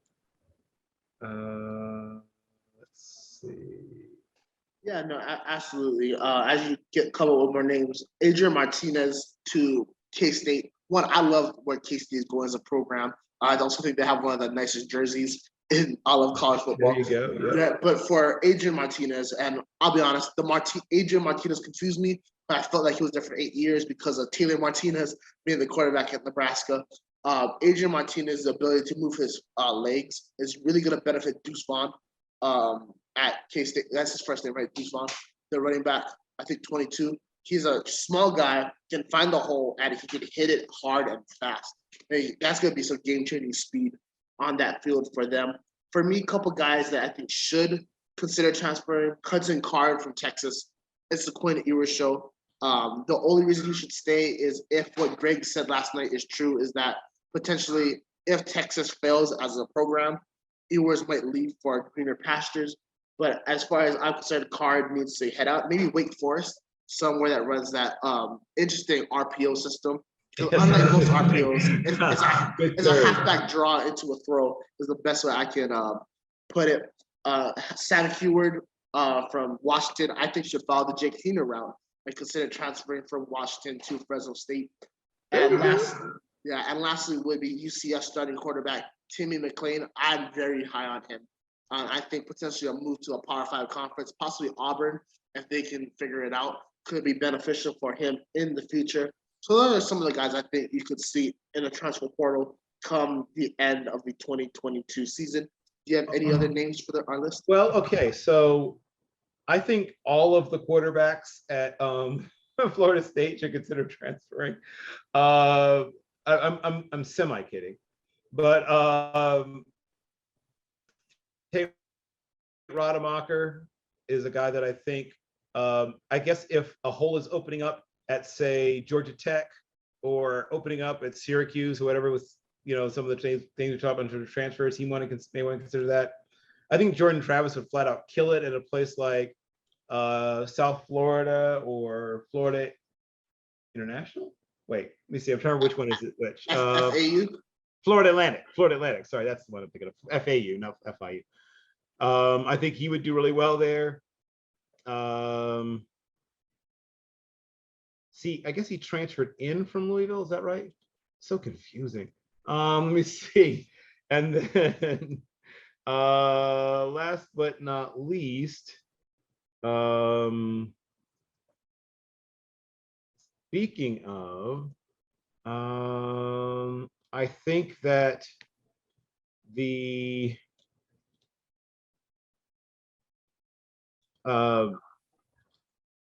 Brock Doman, who is sort of buried on the depth chart right now at speaking of Louisville, I guess he's the third stringer currently at Louisville, should transfer. And he should, and this is not meant as a slight, but I think he would thrive under coach. They have really good coaching staff in Northern Colorado. He's a Colorado kid. I think he would show up right there. Instead of being a third stringer, he'd be a first stringer right away. And it's a very, very quarterback-friendly offense at Northern Colorado. I think it would light it up.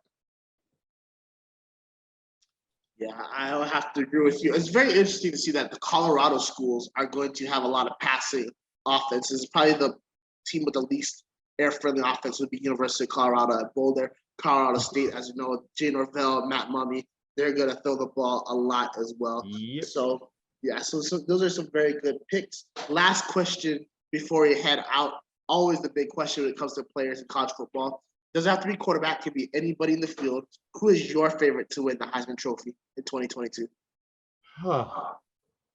Okay. This is an interesting question. If Alabama if Alabama wins it, I could see a repeat there. I could see if Ohio State wins it all, I think the quarterback of the team that wins the sort of the biggest game with everybody watching. I mean, it's sort of a cop-out, but it's really true. That's usually how it turns out. Think of the game that everybody watches, right? The game we all watch together, like the Alabama-Georgia game, and think about who wins that game. What's another game that everybody's going to watch?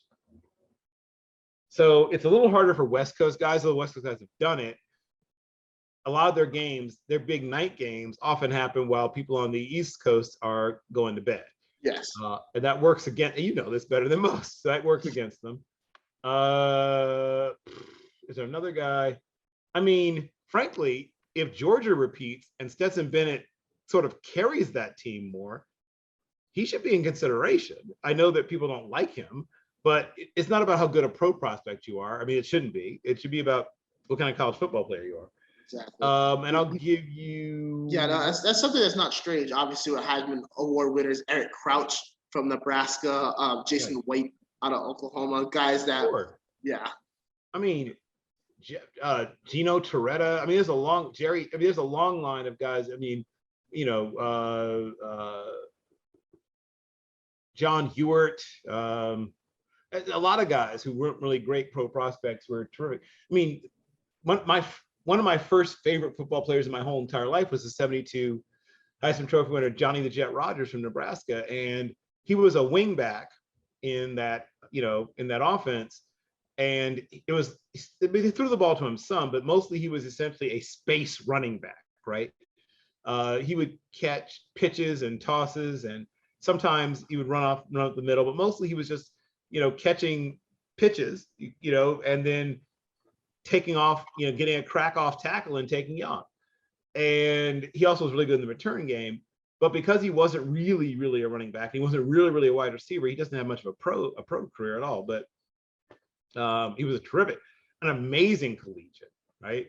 Archie Griffin won the Heisman twice and was just a so-so running back in the NFL. So what we're talking about has more to do with what kind of collegian you were, and that's really what this award's about, and not about what your pro potential is. So I'm agreeing with what you said. right. And so I like Bryce Young. I'll make that very clear. But my CJ Stroud is my favorite, and the reason why is because it is so hard to go back to back. It's only been done once, right? Archie Griffin, and also, of course, if Alabama wins the national championship, Young will probably win it again. However, I always use the Tim Tebow example when it comes to that. He won his Heisman in 07, and then he won the national title in 08. But Sam Bradford, who he beat in the national championship, won the Heisman because he had such a good season as well. I think that could be the situation with Ohio State. Young would have to eclipse what he did the previous year to even be in consideration for the Heisman, and he did a lot. I'm not too sure what his weapons are going to be like coming into this season. And also, all CJ Stroud has to do is have an excellent season, which we're all expecting him to do. He still has Jackson Smith and Jigba. If he can just qualify for the playoffs, was the Heisman given before the playoffs or before the national championship? The voting happens before the playoffs. The award ceremony takes place between the playoffs and the national championship. Okay, so then all Stroud would have to do is have a similar season to Young, make the playoffs if Alabama does so as well, and I think the award is his just because of how our minds are designed to work. So that's why I had CJ Stroud as my Heisman, and my dark horse is Bijan Robinson, the University of Texas. But that's because I'm just a big Bijan Robinson fan. Yeah, we're all big Bijan Robinson fans, and I agree that he has and I mean, my other, it's not even a dark horse. I mean, Smith-Njigba, Jigba, if he has a monster year, I think he has a shot at it. And it's hard for receivers to win, but we've seen it happen. Bijan Robinson is obviously an absolute, beast. John Robinson is what I sort of think about when Braylon Allen is also a dark horse. He might have a 2,000-yard season this year, Brock. And once again, no offense to your quarterback that you talked about earlier, but if I've got a Wisconsin offensive line and Braylon Allen, if I can gain 4 yards a pop with Braylon Allen, I'm going to throw the ball about 27.5% of the time. I'm exaggerating slightly, but it's only slightly. And once again, Mertz may indeed have a bounce back season, which helps Braylon Allen, right? Because then he won't see as many eight-man boxes. But I think those guys are, and maybe even one of the defenders will at least be a finalist. I mean, that's kind of their version of throwing a little what do you call it? Throwing a little bone to the defense. Hey, we'll let you be a finalist. I mean, I'm still not over the fact that Ndamukong Suh didn't win when he was clearly the best college football player in America. But I agree with everything you said about that. And then in terms of maybe one more, what's the word? Dark horse, right? That's the other. There's sort of one more dark horse. I could see, even if, say, you got an absolute huge monster huge season out of, say, Sean Tucker. If Sean Tucker, now once again, Syracuse has to, help him out by winning more games. But if Sean Tucker goes for, I don't know, 1,900 and something yards, and he averages 6 yards a pop, I mean, he at least should be a finalist.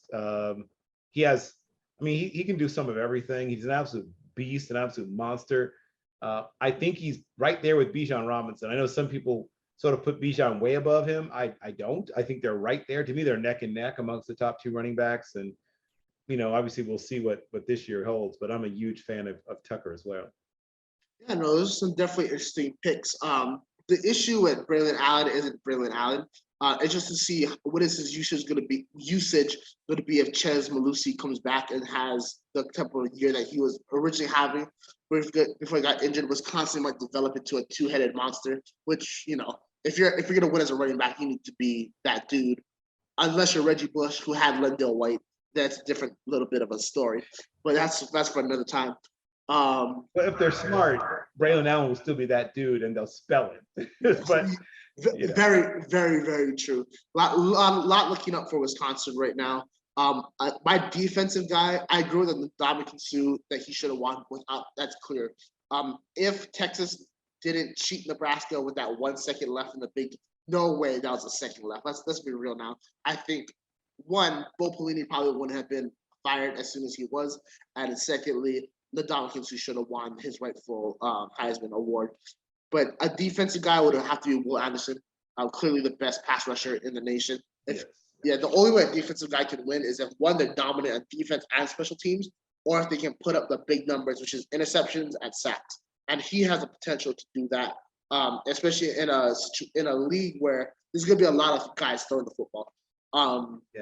He'll need to put up a crazy number of sacks, which he might well do, and then get like a couple of tip balls. Maybe tips one up and intercepts it himself. Maybe forces like 3 strip sacks and returns 2 of them for touchdowns. Yeah. Something like that. Like they need to see something they're not used to. Exactly. And it could be Jackson Smith and Jibba too. The issue with wide receivers is if there's another like fairly good wide receiver next to you, it's hard to win. I'm in the belief that Devonta Smith deserved his Heisman without a doubt. I'm also in the belief that had Jalen Waddle not gotten hurt at Tennessee, Smith wouldn't have won either, which would have been bad. I think Mac Jones probably would have been the Heisman winner.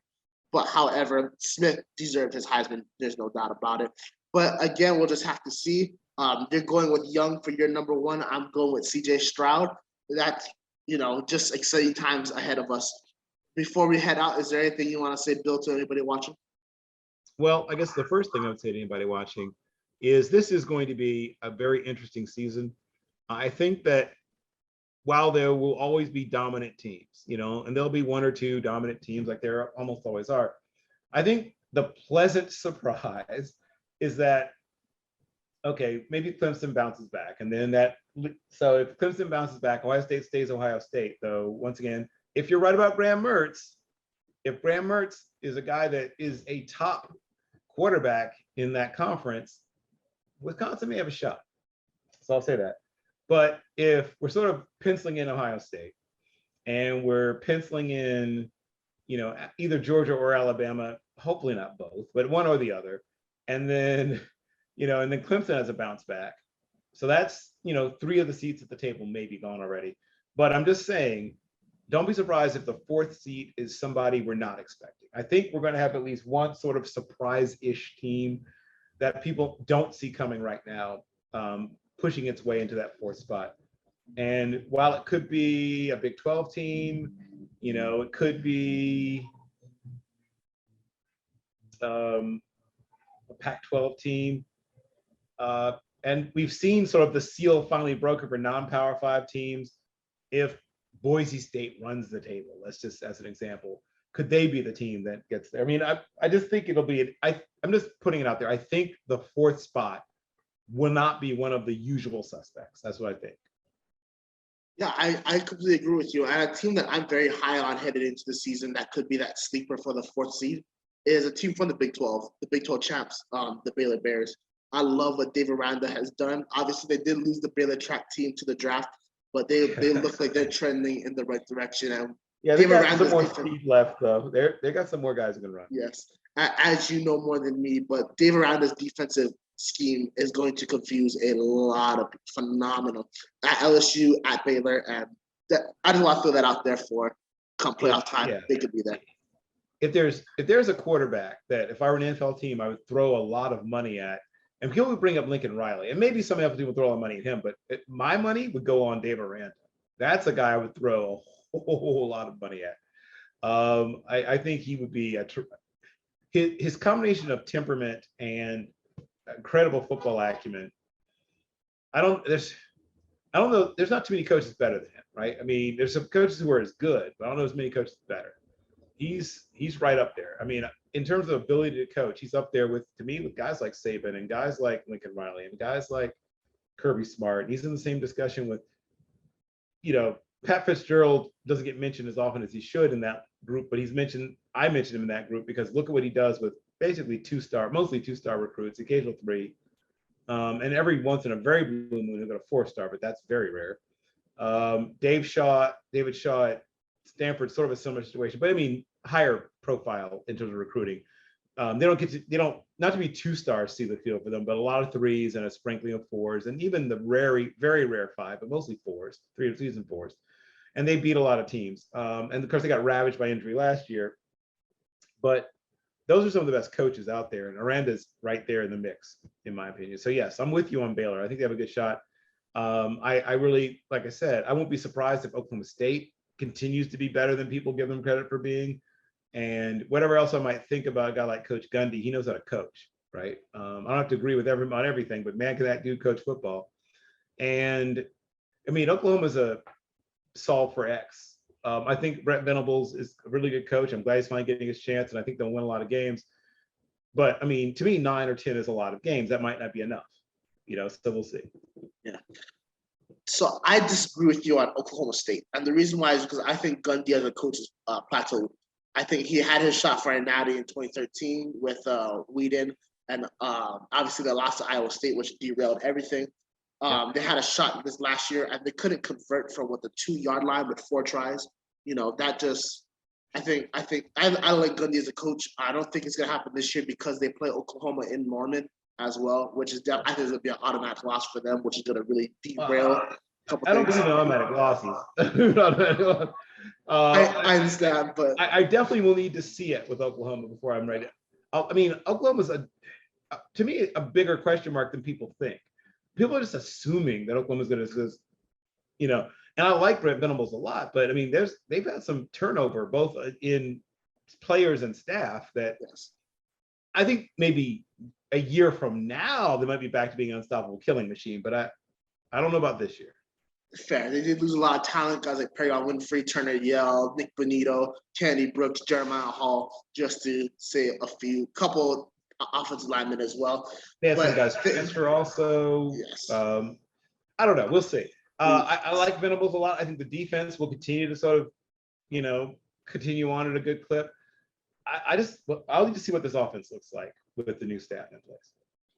Fair enough. Well, thank you so much for coming on the show, Bill. This has been another fun experience for everyone else. I'll catch you guys next time. Yeah.